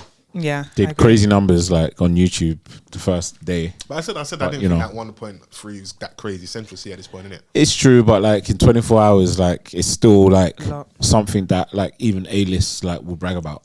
Yeah, fair. So Yeah. Are we done with the Brits? Was there any more? yeah, no, Sorry. I was gonna say because we were speaking about arenas, like artists jumping from the smaller venue straight to the O2 from Ace Hotel to the O2, crazy jump. Well, the O2 Academy in Brixton released a statement yesterday.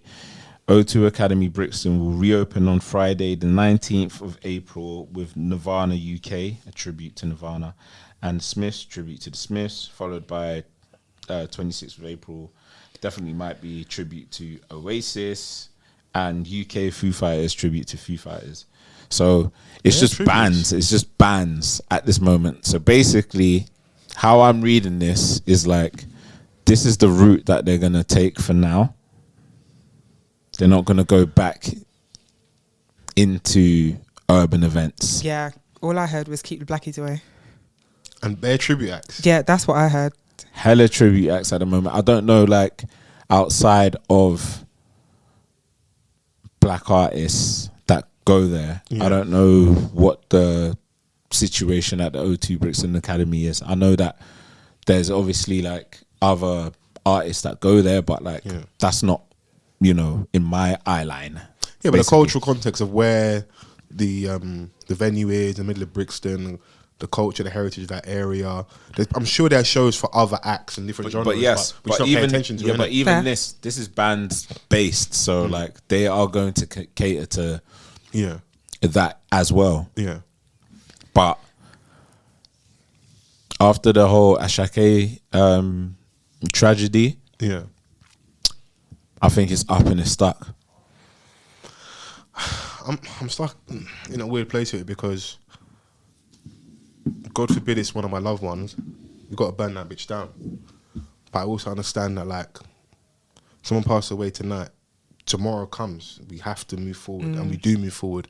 And if we speak about artists a lot in regards to the different struggles and places they're in. We spoke about like concert ticket pricing and like the pricing of art and stuff. For artists to make their money, need to be on tour and showcase their art. Yep. So that place does kind of have to open back up because there aren't a lot of venues of that size in London.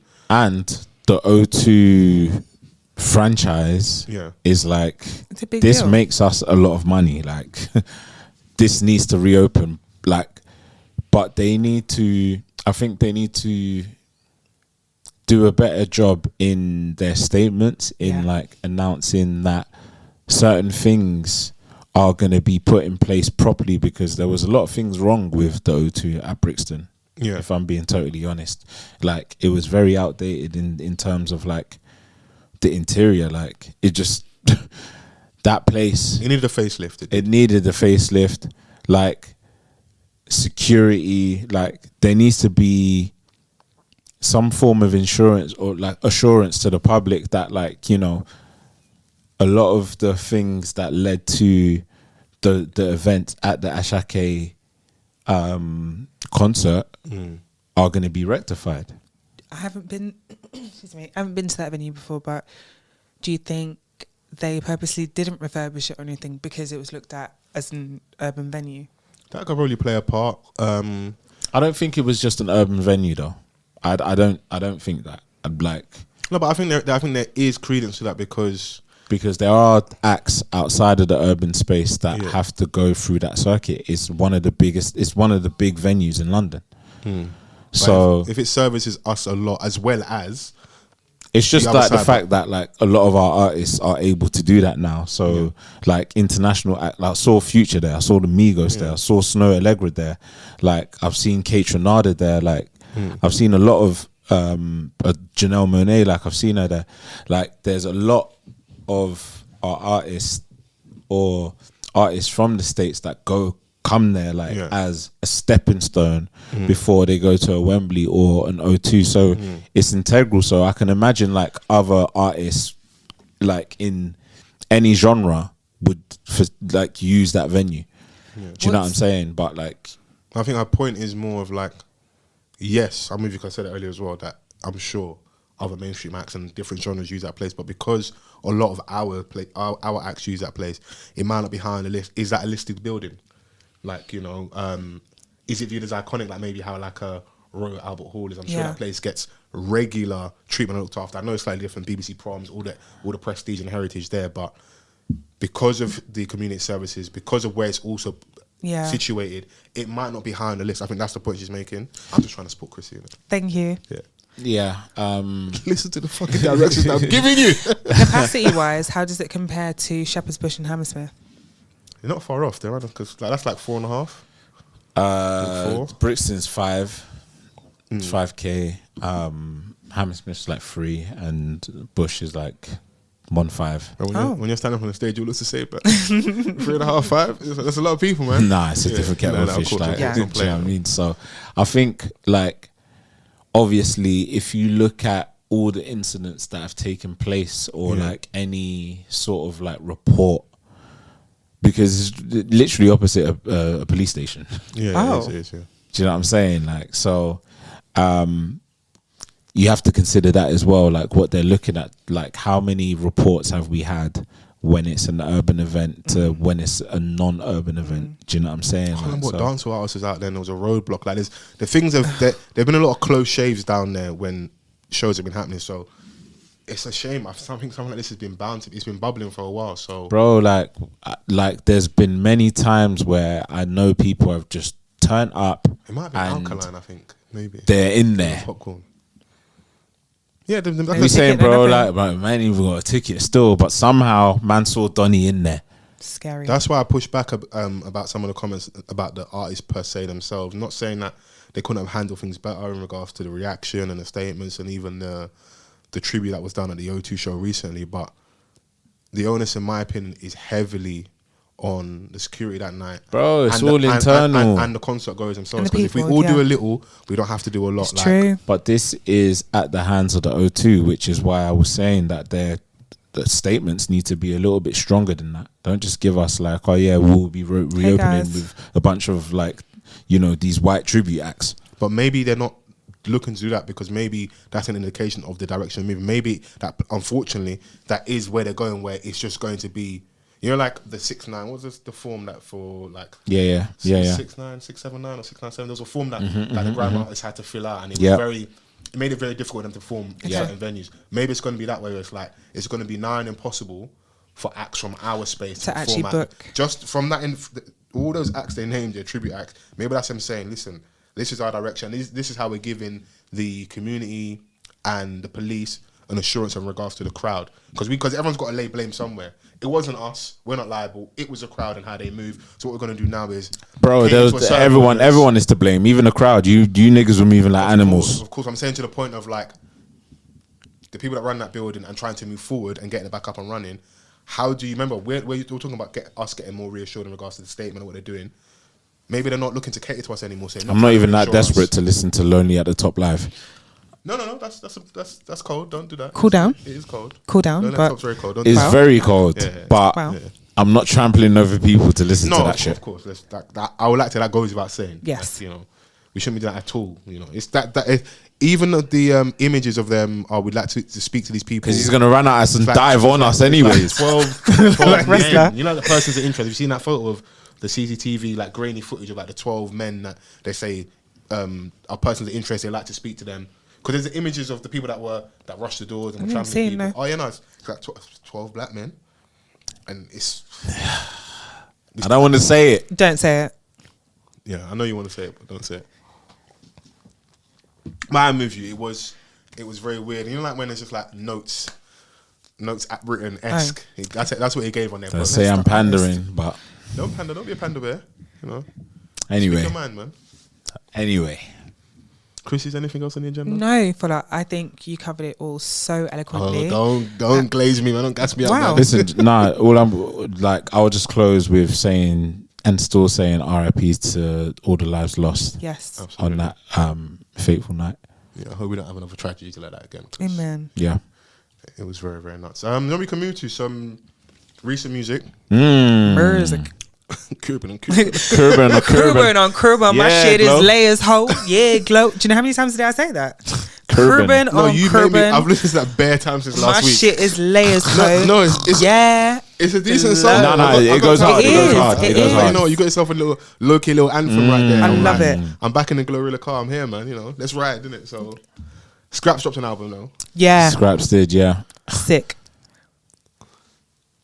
How did you listen to that? With my ears. Okay, I'll just double checking. Because you said it mad enthusiastic. Okay. I've never seen that enthused. Can't I be part of the music discussion? I want you to. Oh, yeah. Let's go. I don't want to just be sent around like. Okay, so what did you sounded like about the sounded a little victimish, but you're not getting your victim. I don't even want to talk anymore. No, I don't want to do it. Sorry. Can you speak? I don't want to talk. Sorry, I feel shy now. You feel shy? Yeah. I'm not going to be shy. I'm shy now. You're not known to be shy. Well, Pretty here naive. I am. Vans invalidated my opinion, so I'm not talking again. I'm not talking again, but you lot feel free to discuss. Oh, damn, man. I'll find something to talk about though. Okay. When we start talking about Marcel's wife. But Skrapz dropped his project. Skrapz was telling us that Skrapz is back, and he's definitely back. He is. I'm really happy. Me too. Because it was looking kind of peak. So peak. With stuff that's happened recently. We'll leave that for the street guys. You know, Chris is so annoying because she just echoed everything in the background. There's stuff that was happening outside in West London, and it was looking kind of peak. Man said Nart. In West. You know, reflection.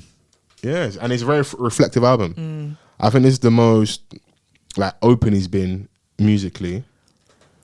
And I like it because, like, I was talking about the Mystique and stuff. You can still be who you are, like road, gangster, whatever you want to call it, but still let us in a little bit. I see niggas now to make a project. They do. Following down that route of the intro and outro being just as cold. Bro, the outro's brazy. Gotta keep it going. Energy up. Outro's bro. nice. Like, and this is the thing, yeah, with Skrapz, obviously, like the anticipation of this particular project, like I think with like the resurgence of like his classic freestyle over the Biggie beat, like we don't hear the Biggie one in the dance. We hear when it comes on. That's what I'm saying. Skrapz' voice. But the thing is that like it just came out again, like where it just someone just breathed new life into it, and like you just started hearing it everywhere again. Shout out to Essie. I know, like, you know, she's been waving the flag for years. Yeah, do you know what I'm saying? Like, so obviously, like you said, a lot of things were going on, like that were peak. It was looking tight because if it went the other way, I don't think it would have. I don't know. I reckon we would have got Skrapz music again, but I don't know if we would have. We might have moved on if it went the other way. Yes. So this is it. So like, and so like, it was just one of them ones where like he would come out and then he'll go back in again, and then he'll come out and then you know. Oh no, it's never like just like fade to the back. I think it was more of like forget the street shit for a second. Just like when music isn't necessarily paying you like that, or your lifestyle is you already have that lifestyle outside of music already. Yeah. It's not a focus like that. Like I've seen like watching Nine's documentaries, like he rang his booking agent to cancel all these tour dates, and I'm like, stuff that other artists would die to be doing. They don't care about like that. Like it didn't really mean anything to man. But I think because when it started to like when the booking fees started to get to a point where like, yeah, man are just doing this now.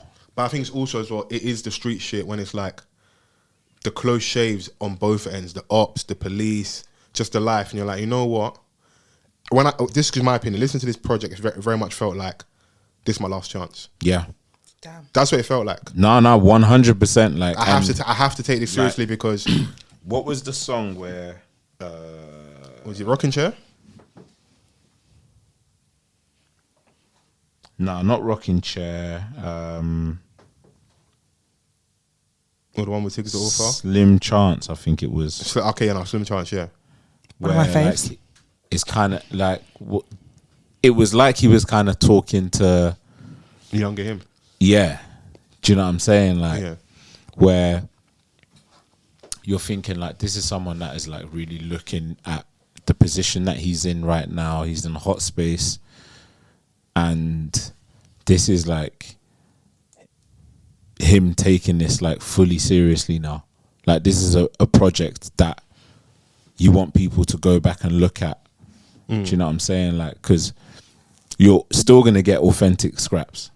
Yeah, he's going to show up a certain way. Like, not even, almost from like a predictable standpoint. We know what you're going to sound like. The flow is going to be, but the music was really good. The music was what like was the outstanding bit about this. Like he's always going to do what he does, but like it's the choices that you make and the beats that you choose and the kind of direction that you want to go with the song, which is what makes a good project. And all of that was throughout. Our guy Slick Vic, he's got a song on there, the song with Bella. Shouts out him and Roundtree. They I think they co-produced that. Yep, shout out to him and Roundtree. Need a Break is called. I think a lot of people like that one. Yeah. Because obviously it's geared to the ladies and that. And Bella. And ladies. Bella on the hook. So many ladies. Can't go wrong. I really liked the song with Pot of Paper. The vocalist on it is Sekou. I'd never heard of that guy before, and I was like, this works. Obviously, at this point now, Tiggs the Author is just married to street rap. Yep. Like he's whenever a street artist is ready to drop an album, wake up. Mr. the Author. Yeah. Tiggs the Author. Mr. the Author. I am interested to see when, not when, I probably should say if, but I do feel like a when, really, deep down, that will start getting old. Because obviously he's on Gets' project, on Rims's recent project. We've heard him time and time again with like a Blade Brown. Like, but it is a thing though. It's like, if you're giving man hooks like niggas in charge, and gangster, what's the one with Potter? Gangster-itis. Bro. Crazy. When you're giving like epic hooks like that, stay on the street, dons. No, I'm with it for sure. But you know what it is, like wow. Never leave. I like like forward thinking, people taking chances. I don't want things to be too predictable. If you're smoking it, if you're actually smashing it like all ends up, I'm with Nate Dogg was able to do it for years. He didn't drop a single album ever in his life. The thing, well, I mean, he may. Tiggs has got his own projects and stuff. I like Tiggs' projects. Tiggs does drop his own projects and stuff, and I know that he has him and Nines as well. Like his fan base for strictly Tiggs, right? But when he collaborates, it's just like when John Legend collaborates with like Ross. Yeah. Do you know what I'm saying? Like, you just know it's always gonna hit. But there's always a point where it's like you can't outdo your old work. Do you reckon? I don't know. There is. Because it's like we're married together, we're tied together because of the moments and the hits we created, and there'll be little gaps. But who's to say that he can't make better hooks? Like, I don't think with Hailey, like, I don't think that, like, we've just seen his best and he can't recreate. Do you know what it is as well? You can recreate it and it can be better, but how we receive it sometimes. Think about like our favorite moments, because it's tied to certain points of our life, like your first car, your relationship, you moved out your yard, uni. I do understand that, but like how I translate music personally, like I don't necessarily attribute someone's best by what's their most popular or what we like mostly remember you by. I can remember an artist from something so obscure like to the hit that they've produced that like for me personally, like it's not like I get that universally everyone enjoyed this song, this is what's been pushed the most, but if I have a personal favorite, it doesn't necessarily have to be like the biggest song of that artist. No, I'm with you. I think even the point I'm making, it's an unconscious thing. It's not like I'm consciously going, oh no, it's not like that. But it's oh no. Also as well, how we consume music at a different time period. You might have been collecting records, you were going to the shop to buy.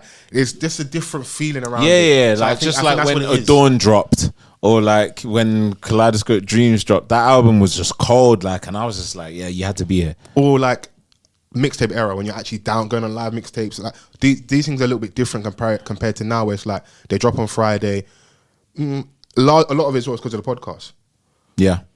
But you run to listen to certain people, other people, okay, maybe Saturday, Sunday, Monday, you eventually get to it in time for this, or the following week, whatever. But there was a time period where his album's coming out today, I'm getting it yesterday. Like, we need it, innit? I think that's what it is a lot with the music. But I'm with you.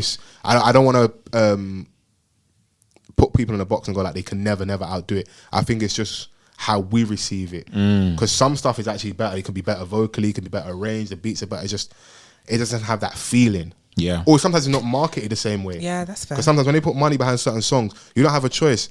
You drive around in the car, you hear songs over and over to the point where it's drummed into you. It's not even that you like it. We also do underestimate like how difficult it is to maintain like longevity in music. Yeah. Do you know what I'm saying? Like, you good? It's all the muscle mass. You know what? Shouts out to you. Thank you. Sorry, as you were saying, Mr. Vans. I was saying that we underestimate how difficult it is to maintain longevity in music. Especially these days. We've spoken quite a few times about how everything is like microwave culture.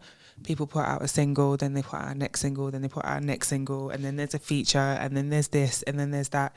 You get so much work from people in a short space of time. And especially because people don't necessarily want to put albums out to say like this is an album, they'll do a mixtape or a project or this or that, and you're getting so much music from all these artists at one time. It's really difficult to take everything in for what it is. Yeah, and like obviously you're gonna have artists like that are gonna drop EPs more and more, like, but then you've got big artists that are dropping like 25 song albums. God, so, not my eardrums. Absolutely not. So yeah, again, like people are just gonna lose like interest, or like, you know, people aren't listening to projects anymore. They're just looking for the hits in Yeah. the projects. Especially because we've got stuff like TikTok where people aren't necessarily, like, the way people consume music is different as well. Like, people are looking for trending sounds. When you hear a song because it's like you've heard this clip on TikTok, you don't really care about the rest of the project or anything like that, or the rest of the song even. It's literally just that particular bit in that song. Once you're bored of it, or once there's another trending song on TikTok, completely gone, forgot about it. You could have put Silence in Black Women again. Wow. So scary. I'm back. Yeah, thank you. I feel lighter. Okay, yeah. Shout out to everyone. What did I miss? No, we were just talking about, like, you know, longevity in music. It's difficult. Okay. Yeah, no, it is, especially now. That's what I said. Okay. I'm just mansplaining. Skepta dropped a single last week, over the weekend, sorry, with Portable. Portable. That was so confusion to Tony me. Montana. I was like, is that... I saw it. I was the like, video. is this guy like a content creator or something? I was trying to explain. I was actually trying to explain, like, the collab is so confusing, but it works. I hear it. But Portable's like, he's so raz. Zazu. He's just so like, but I hear it. Go him. Yeah, Skepta's in his bag, man. Is he like the right person to be on a song like that? Like what's his vibe? I don't know if he's the right person. I think they're trying to work that thing out. He had him over here. They went to an award show. He was out there with them. I don't know what.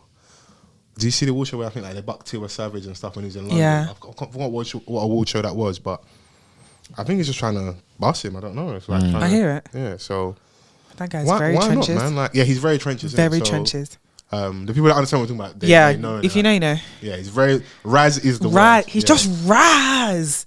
I even seen him when I was at went up for my cousin's stag. He just ended with some random club in Brum. Oh, swear down. Portable. What? Do you know what? That doesn't even surprise me. Remember, wherever in his is he not based in like Niger? He is. He's based in Nigeria, but man get booking. Man's international, bro. Okay, well, just like right. The thing is, like, it's so difficult to explain like the appeal that some of these artists have. Okay. Because you know when you see the babes doing like aggressive leg work and removing their wig. Yeah. Imagine that kind of the soundtrack you'd hear in the background. That's the kind of music he makes. Okay. And the people that love it. He's got so much money. He's got a really, really, really strong following. Me personally, it's not for me, but go him. I'm with Chrissy. It's not always for me, but I like it existing because those people truly do exist. They love it, and I don't think they should cower because in the right setting they show up but then everyone enjoys the vibe and energy and that they bring. But it's like, you know, it's like almost like the danger's sexy, but I don't want to get too close. Those people are there, and I think that's why I think one of you asked about like them coming over. I think for a certain generation that maybe were born there or haven't, it just reminds them of a certain time, you know. Even part of the appeal of like Naira going back there, and we have street artists, innit? Yeah. It shows up a little bit different to how like maybe grime or rap or hip hop. There's streets everywhere, there are hoods everywhere, there's poor people everywhere. So imagine like proper niche grime hood artists. Right. That's pretty much his equivalent, but the one that busts and you're like, oh, what, you swear, yeah? But good for you. And Skepta is always like quick to grab like the emerging. Yeah, I always say he's Skepta's 21. Anyone that's new, young and fresh, he's been around a minute. So I get it from a business perspective because Skepta's got his audience just off the back of being Nigerian. His own audience, yes, but then also there are people that support him that do that. But then there's going to be that crossover audience that would have listened to Portable's music, not necessarily Skepta's, and vice versa. So I get it, it works. But then obviously with the Wizkid stuff as well. Yeah, he's been in his bag. He's performed quite a few times in Nigeria. Portable? No, Skepta. Skepta. And he got his chieftaincy out there. Yeah. His first mixtape is called Joseph Jr. Adenuga, and he's wearing native on the front. It's not. He's been tapped into who he is for a while, and like we have Tribal Market film. Yeah. You see him talking dialect more, so it's like I think he's just leaning into his roots more, innit? So, and you're gonna link certain artists in it, and some people might just gravitate to certain people's energy, innit? And I think that's just where he's at right now, innit? What are you saying? What you feeling single? I think it's cool. It's just cool, innit? I think it's all tied into the album, the film coming out, right, and everything going on. I hope it's just because the album's gonna surely like an album's coming. Yeah, no, it's something coming. Gas Me Up, like you don't just throw out Gas Me Up because it was teased and like there was like little it leaked in it, and you like just put it out a little bit, but and he's got the festival in the summer, so you want to release new music for that in it. So I think you're right. There's new music coming in it, so yeah, I'm happy, man. Did you guys rap the Skrapz thing? Yeah. In regards to what you liked on the... I mean, I was like impressed throughout. I think it was a very solid project from him. Yeah. And yeah, he's got a few on there. The features are good as well. Like I think Clavish is Clavish on there? No. Clavish on there. Yeah. DBE's on there. I liked that song. Nines, of course, is on there. Line of Fire, Part 8. I think they always go in. I think them man go in, bro. And them man are talking to, bro. If you know what's going on in Northwest, they are. Who they've got on there. It's like, yeah, this is like truth. I do not know who this man is. Who? Skrapz. You don't know who Skrapz is? I don't have a clue. So you just lying this whole time? Yeah. Shouts out to the Chrissy Hive. I don't know who that man is. Lying Hive. I don't have a clue who that man is. But good for him. I love that you fellas were so impassioned by his musical offerings. There we go. Oh yeah, I don't think Lavish on it. I'm wrong. But he's on Line of Fire 8, Part 8. Yeah, it's crazy. Yeah. man like Cash Money talking wickedness on there. I can't even say too much. Yeah, can't. Yeah, if you put it down to if you know, innit. But there's a lot of stuff going on outside. A lot of politics. Am I on punishment? Oh, sorry. No, we're just saving the best one. Oh my gosh! That like he proper like closed the cap of the juice. But the plant was in the way, so I couldn't really see. We're bringing back the glory days of Off the Cuff podcast, and we're just. Oh no! You've had enough. What do you mean? You've had enough. It's still my birthday. No, it's not. Because last week you said it wasn't your birthday, so it's not your birthday. No, not really. It's match fit. No, I'm shit at receiving love. I've changed. Look how I'm dressed. Oh my god. Forex of Jays. What are we watching? Rihanna performing in India. God, yeah. Giving everything she got for that 8, 9, 10 million. I'm giving it everything God got. Hey, well, shake something, do something.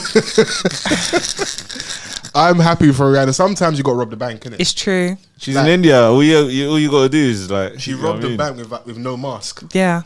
I said, "Hey, it's me. Yeah. Hello, please, hi." Shimmy your shoulders and you'll be fine. Yeah, she was. I think it was billionaires. Yeah, she got paid about 8 mil. Yeah, I'm gonna do the same. Because what you need to do is like be there and perform. And you can clearly see she's not been on stage for ages. Yep, this that is a rust. Mum of two, like, bro. It's that Rocky rust. That's hate. That's hate. Actually big hate. That's a man that wants his Beijing queen. Oh my gosh, that is hate. That was hate.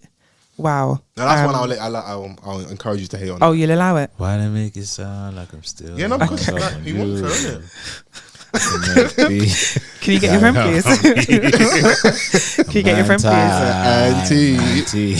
Okay. And it says, didn't the guy, like one of the reporters was like, "Hey Rihanna, how was it?" She was like, "It's my first performance in 9 years," and the guy was like, "Yeah, I can tell." Yeah, no, we can tell, because she was up there. Damn, man. What's name? I was like, oh no. Oh, yeah, that was good. I was like, yeah, you didn't practice, but I hear it. What, you gonna give me 8 million? Because hey, Rocky, get them dancers from New York. That man is with you and he can't leave. I tell her to pull up, man. You know the worst thing about it? I guarantee you, she's got, listen, they haven't really got a budget. You swallowed 90% of the money in that. Easy payday, bro. It's true. My presence is a present, bro. Kiss my ass. Well, she could have came there and just waved. You got a performance. People were comparing. I spoiled you lot. Yeah. Because that, I think it was the man's other child or something like that. There was a performance that Beyonce did in India. Okay. And it was the relation of that man somehow. Right, okay. So people were comparing the one where she broke her foot at? Or she was performing with a broken foot? No, that was in Dubai. That was Dubai. Right. And so people were comparing the two, like, but I mean, she's not gearing up for a tour. She ain't been performing. Prior to this, was it the Super Bowl? She was performed last. Yes. Yeah, and she's pregnant. She was on Insta Live with her brethren, Melissa Ford. and people were asking Rihanna, "Where's the album?" Rihanna's like, Blood of "Album? Jesus." Blood of Jesus. She said, "Oh no, God. Oh no." Do you know how much is Fenty selling for? You lot want music. It's even disrespectful for you lot to ask for music from her. It's not going to be good, bro. You people have lip gloss and pints. Dr. Dre started selling Beats headphones. There ain't no chronic, bro. It's done. It's over. I saw Dr. Dre honoring Timberland last week for something. I can't even remember. And he was like, "Yeah, you're the greatest, man."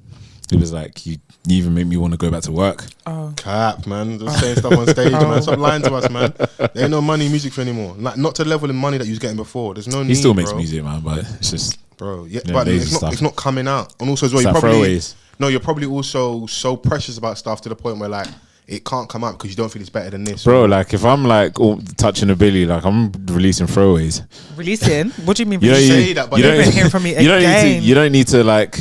listen to my best stuff like when I'm mad concentrating and that.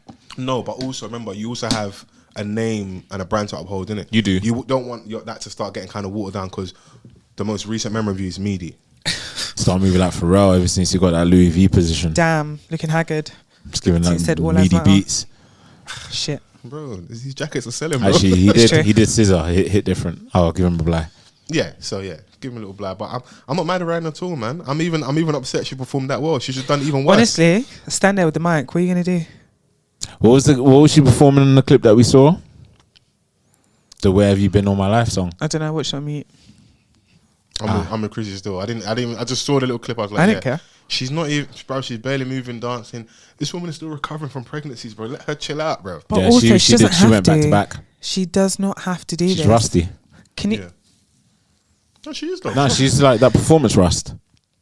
It happens. You're talking about other rust. Get your man out of the guy. Wow. Yeah. Sorry? No. Well, how did you get there? You good? Like, yeah, ask your boy. Randy. Pour me another. No, you're right.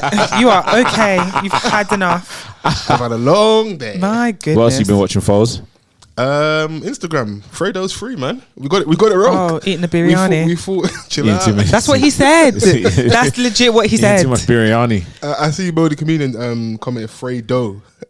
D-O-U-G. Oh. I was like, hey, Yeah, cool. Boof daddy. that's an example of like when you stop smoking weed.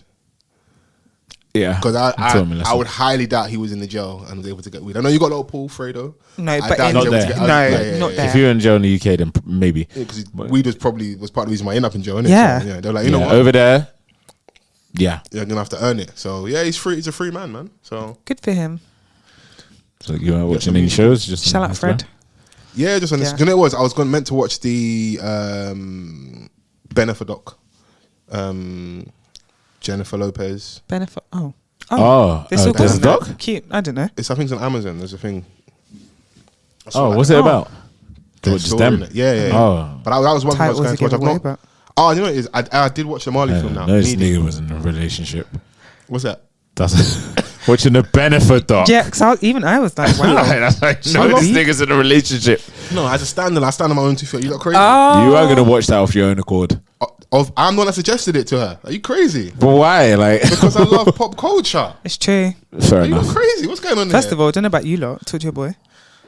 You weren't even advertised. I didn't even. Vans is driving me to drink. I didn't even know that this thing was advertised. Nor Like, did I. I haven't there's seen no. it. I can be honest, I wanted to hate watching it because I have like a love-hate relationship with Jennifer Lopez. I want to see her crumble. But Oh. yeah. Okay. Fair enough. No. Fair enough. She got some opportunities she shouldn't have got in it. But Oh, yeah. okay. But I did actually watch the Marley film in the end, and I've watched it a couple times. Meaty. Is it media? Meaty as hell, man. I mean, I don't know why you went there, but okay. Go, friend. Intrigue, innit?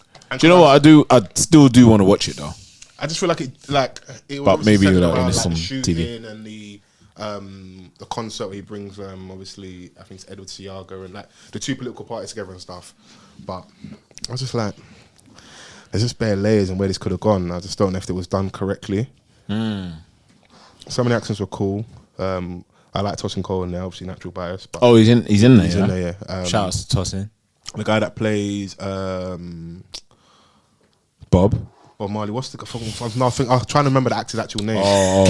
Kingsley. Yeah, he does a good job. I noticed that he was in Barbie and a few other things. So like, Yeah, we said that last week. And he was in the one of the Marvel series. yeah, The one he with did a Samuel decent L. job. That guy. Nick Fury. That's the one. God. That's crazy. No, but you got it on first guess, no? Your references are what was she talking about? The mermaid thing? Nah. The description. Bruv. Like, really? For the people listening at home, yeah, whenever Chris is trying to describe something, yeah, forget about it. Forget about it. She describes 4 things, and the 5th thing will be what she's really trying to tell us. Okay, but sorry. the 4 things leading up to that are crazy. Crazy. But I gave you 1 reference point, and did he not get it first guess? Yeah, because so you know that effective. You're nuts, but it's I like, know you. It's like, brother. Nick Fury, yeah, that one. That's what I was talking about. But yeah, the film was just like, man, I feel like you could have done so much better than this. You know, I don't know if maybe a series is better, just because there's so much stuff to talk about from childhood, growing up, and where my man went. Obviously, relationships. You can see the natural bias as well because of what, you know, like first baby mum bias or this child bias, or there's certain things when you have a multiple children with different women and that, there will be tension. Okay, I see what you mean. Some people's children weren't involved in the film, and you can see that as well in it. So I was like, cool, you know. It makes me want to dive into the story a bit more and stuff. And I know I said at the time when I think we were speaking maybe a couple weeks ago about when you now start knowing too much about someone that's kind of iconic. You know, it's like, But we knew that Bob Marley was a gallus. Yeah, but it was more than just that, and I don't want to keep talking about it. It was a bit more than that. It's just like, even going on a deep dive, you're like, I've seen Rita kind of reference and been referenced herself and been referenced as like, as much as they were man and wife, lovers, almost like a big sister. And I think I can respect it on a certain level where you're trying to protect someone's image and their mystique. Yeah. But if you're telling the totals, that story of their like character, and you kind of have to tell everything. It's true. You know, but I get it at the same time as well. If this thing is so big now, it's feeding so many people, you know, the grandson's out of a song, you don't want to ruin stuff, innit? We're all eating off this. You know, sometimes it is kind of good to believe a lie a little bit. Hey, listen, man, that Marley name has just like, it's birthed a lot of shit. Yeah, ringing off. Yeah, you know, so it's an institution at this point, isn't it? So, Love is Blind. I have watched Love is Blind, but I'm not gonna do a deep dive yet because I don't think we have that much time, and I want to wait until it finishes because there's like 2 episodes left. I will say though, as someone that's watching it in passing, right? You know, go and do this for me. Make me a cup of tea. I'm just there. My man wants to cheat so bad, and he's telling her ahead of time. I'm not going to be faithful to Listen to the fucking direction that I'm giving you. Yeah. And I'm talking about, what's the guy's name again? That's going with a black girl. Clay. He keeps referencing his mum and dad's relationship. Like, bro, what are you trying to say here, bro? He's basically trying to say like I'm gonna cheat. Don't expect much from me, innit? Yeah. I'm gonna I'm here for you. I'm like, I've been looking for you all my life, but I'm a cheat. This is what he keeps on saying. I did see the clip though when he was like, she's trying to get onto him about the work schedule and that, and he's basically saying like, what are you trying to say? Yeah, I've got to go to work. I was like, where's this going? Business is. He's basically trying to tell her like, I've got to go to work. It was like, listen, like when I feel like you're losing your weight, you're coming to the gym, innit? As my relationship, that is horrific communication. Horrific. Even if you generally feel that way, I'm dragging you to the gym, bro. I was like, huh? Like, come on, dog. Because you know, sometimes women say they want honesty. Those are the things they don't want honesty about. Like, yeah, but be gentle. You can be honest and gentle. But no, even that sometimes they even be honest, but definitely be gentle. Yeah. If you're going to be honest, you can't say it like that. Change, you gotta be honest and gentle. Yeah, but. Okay, listen. you can't. Do you want to win this argument, or like at what cost? The thing is that you're always gonna lose if, and not to say that like you're creating an argument to win. You're just trying to, maybe these are like your opinions on her. She might not be there yet, but if she's saying to you that like, oh, this is what she wants to achieve, but then she's not doing anything about it, you have to be honest and gentle. You can't be following your missus around the house with a tape measure. That's nuts, bro. I'm not saying that you're measuring her back, because all these women are saying that you know, cool. Is your woman saying that she wants to unpick her back, and are you walking around with measuring tape? Those words never left her mouth, and if they did, I would never share that here. Fair enough. Thank you. Exactly. So no one's going to be walking around with measuring tape. Yeah. Measuring their baby's back. Some niggas are crazy. But Clay is like you were saying that, or like Chrissy was saying, being honest and gentle works more than just saying, yeah, he's a big bitch. Yeah, like, nah, come on. like be like, what's going on? You need to go to the gym. Saying it like that is nuts. It's gonna make her double down. Like, she's not going to the gym, bro. Or you break up and now she's suddenly like really invested in her health and fitness. But if you have that open communication and that's what she actively wants, then obviously like it will be good to have that discussion. But if she has got both hands on the table. But the thing is, like, if she hasn't mentioned it at all, then you have to keep shut. I was just gonna say we can save this for next week. June 2. Okay. Wow. Just talk to us, and then we'll talk about Marcel and his missus before we go. I've seen cinema, but not like this. I mean, I have, but exceptional. Yeah. Yeah. 10 out of 10. Why was it so good for you? The storyline, number one. I think the first installment. What do you call those things? First part. The first part. Yeah. They, not like to say it was surface level, but I think you had to get an understanding of the world and all the rest of it. I think it was all part of the build up. Like, yes. It was all part of the build up to get it to that point, and even within the second part, the build up to where it got to the end. Yeah. It was just beautiful, bruv. Like beautiful. It was, and I think the director, I don't even know his name. Can't even remember his name, but I saw a clip online where he was like, if it was up to him, like he would reduce the amount of dialogue in a movie. Like he's all about cinematography, taking it in visually as, you know, they intend to with their eye. But like, I think they got it right with so many things, like in terms of the characters, the casting, the storyline, the score, like it was just it was amazing. It was amazing. But I just didn't expect that from Paul, you raggedy ass man. Raggedy bitch. Okay. There was a point, he's battled everything that you can imagine like he wants to do. He drank the poison worm water. Spoiler alert. Great, you survived. He really drank that white people vibranium. The thing is, if you've seen the movie, you know why that's so out of pocket, but so correct. But that's basically what he did. He basically did that. Then you've gone through adversity. Your babe has caped for you. She mopped your forehead when you took her sand virginity. Wow. Okay. So basically, he looked his babe in the eye. Yeah. And said, "I will love you forever." And in that moment, I said, he's about to do some fuck shit. I will love you to my last breath. Okay, thank you. He said, he looked at his babe high to high. You know that face-to-face wine eye contact? He said, "I will love you to my last breath." Then he goes in the middle of the forum and says... To the emperor, "I'm going to marry your daughter. Like, I'm actually going to take your daughter's hand in marriage." And no, but that was like more of a dick swinging contest, innit? Like, man pulled his meat out and said, "Look, I'm the one, innit? Like, man's going to do mash work and I'm going to take your daughter, innit?" But what was... She was standing there.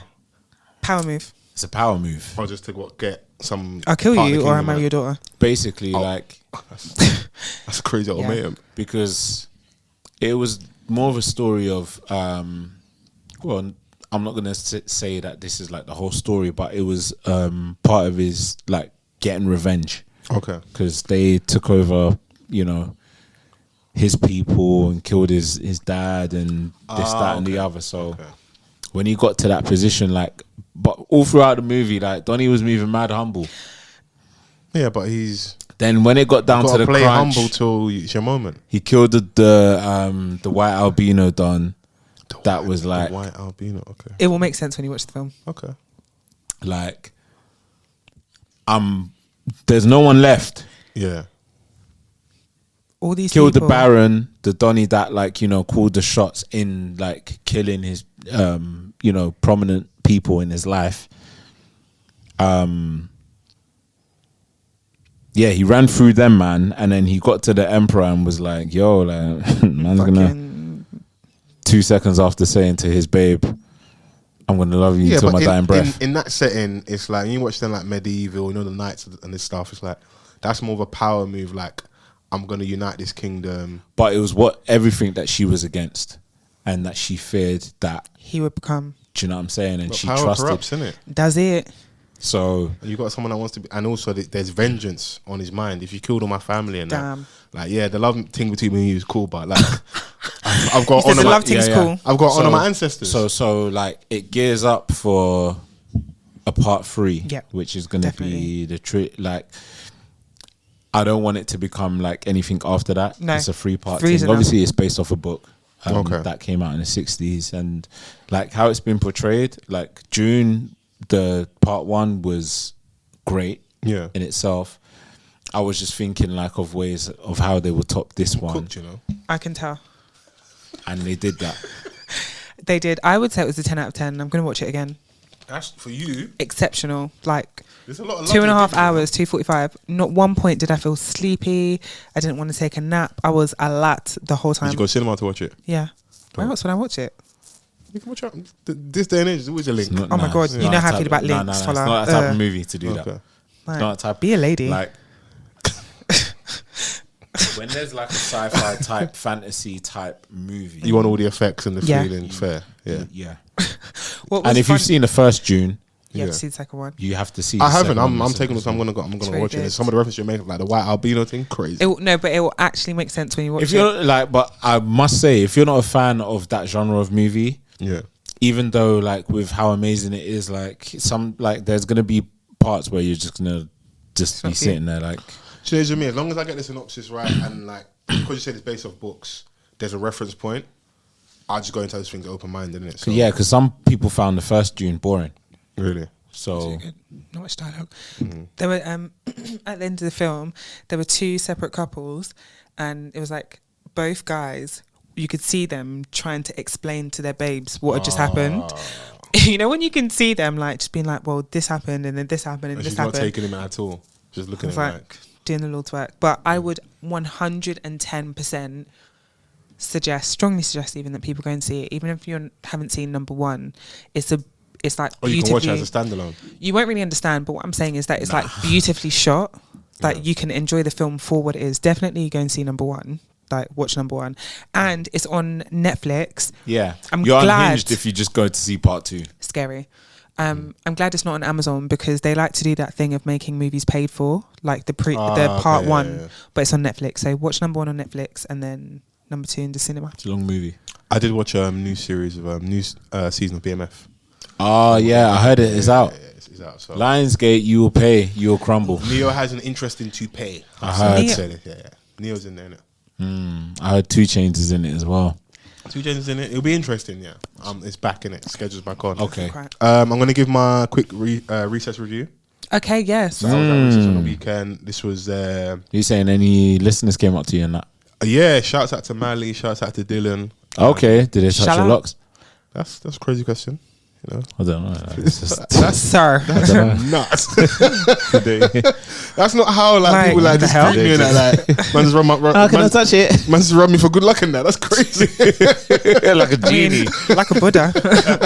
You know, nuts. No, that wasn't our interaction. Shouts out to Dylan and Maddie. That's not how. There's some real brothers that like they were super lovely. They asked you guys as well. You know, I said Chrissy's out somewhere brunching. Yeah, Vans. I didn't have the link. Yes. I didn't have the plug. I couldn't imagine going to a place like that. That's what I wanted to address here. So I will say add an asterisk in my opinion because I had an elevated experience. But when I said the face card is gonna get us the box, she looked at me like I was crazy. See, you say your friends start shouting and that. Wow. I'm cooked. All right. Carry on. Sorry. Did you let me get this out? Man was in a VIP. I've only got 4 minutes. Okay, go. I'm going to nap. Go. All right. Fair enough. So yes, my experience is a bit elevated, so I will give that to people in it, but it's an age thing, and I think a type of genre of music you're listening to. We've been outside for a little bit. I've gone to warehouse raves, innit? It's going to be dark. It's going to be dingy. The toilets might be of a certain standard that you're not used to, but you're there for the music and the sound system and the vibe and that. And it's just a setting, innit? I just don't think people are used to partying in that type of setting. So I get some of the complaints, or maybe part of the reason why they were like, oh, it wasn't that good, or you're entitled to not like the venue. But if our events and things that we enjoy are going to scale, business has to scale. Yeah. Do you know what though? Sorry to cut you though.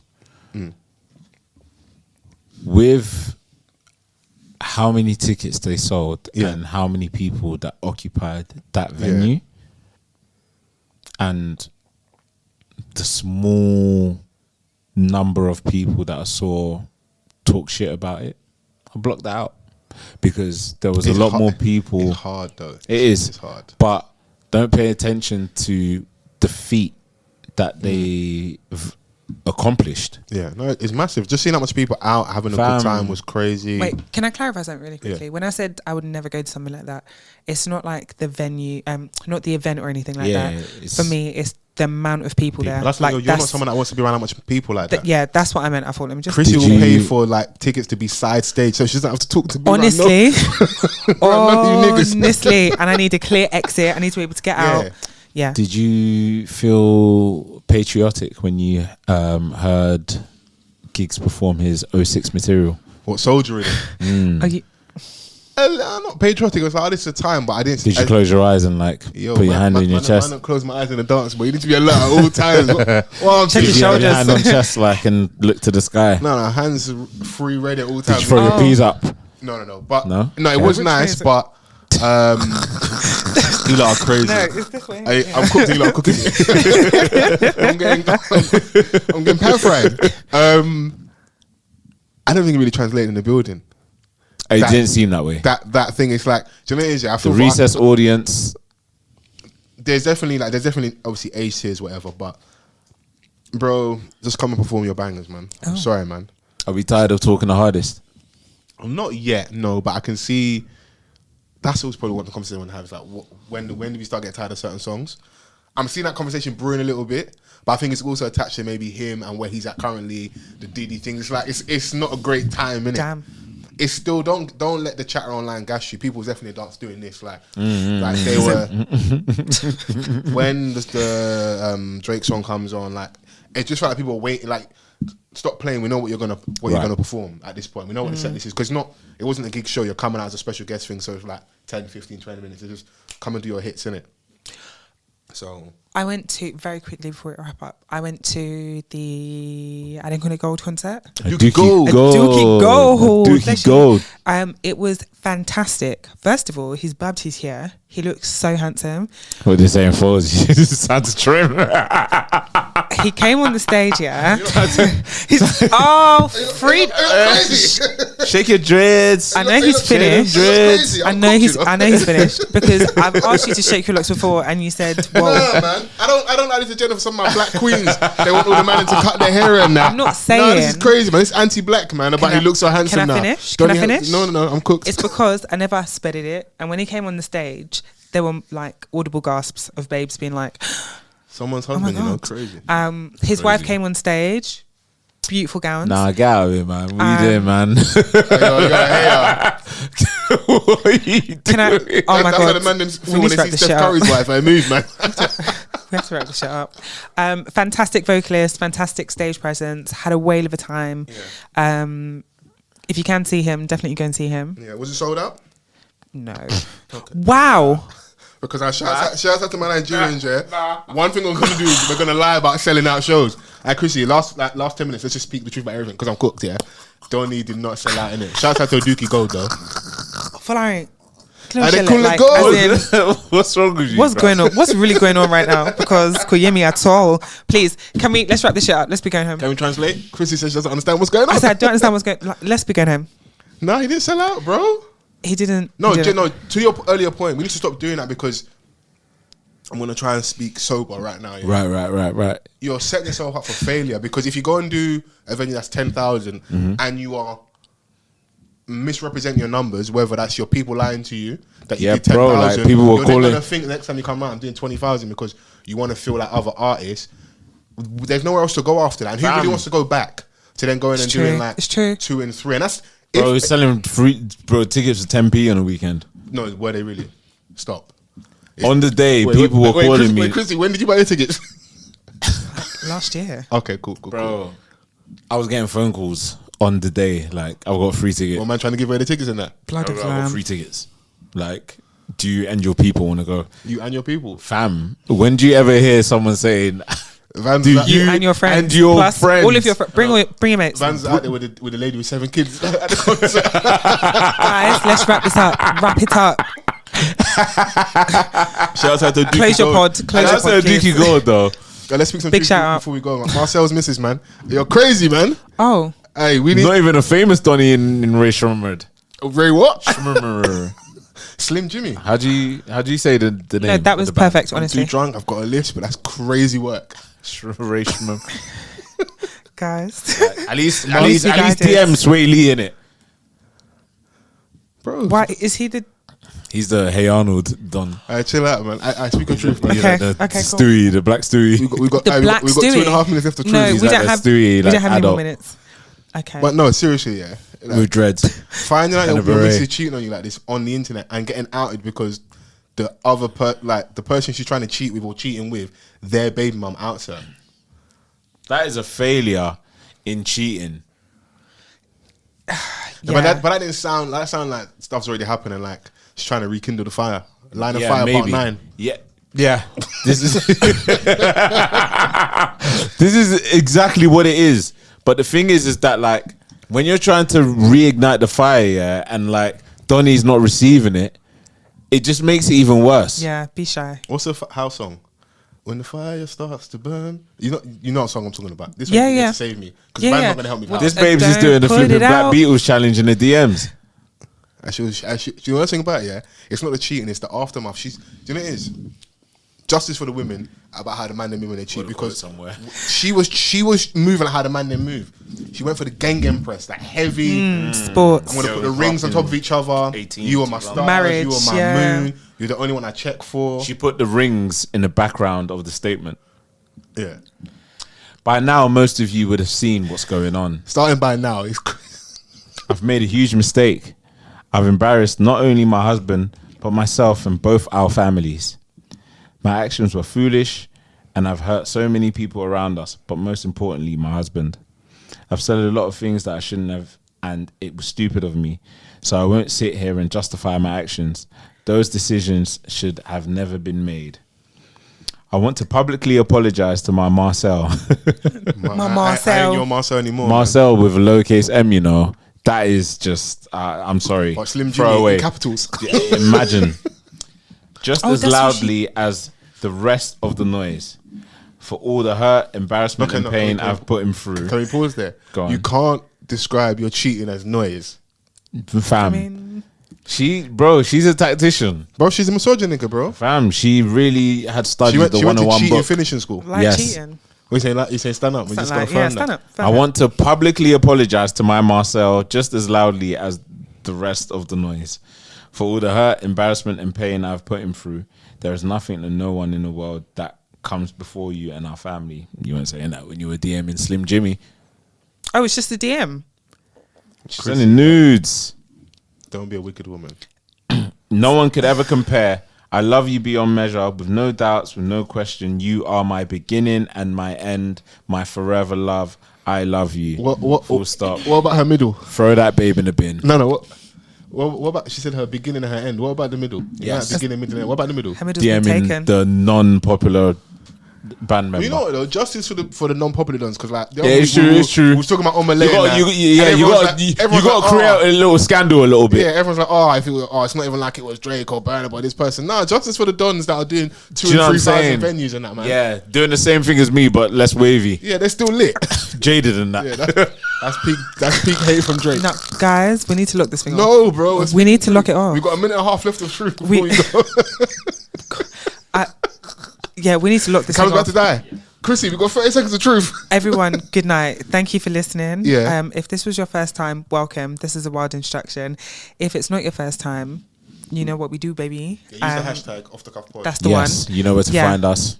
Recess is really good though, by the way. I really enjoy myself. Shout out to Recess, shout out to Jojo and everyone involved. Wonderful sound system as well.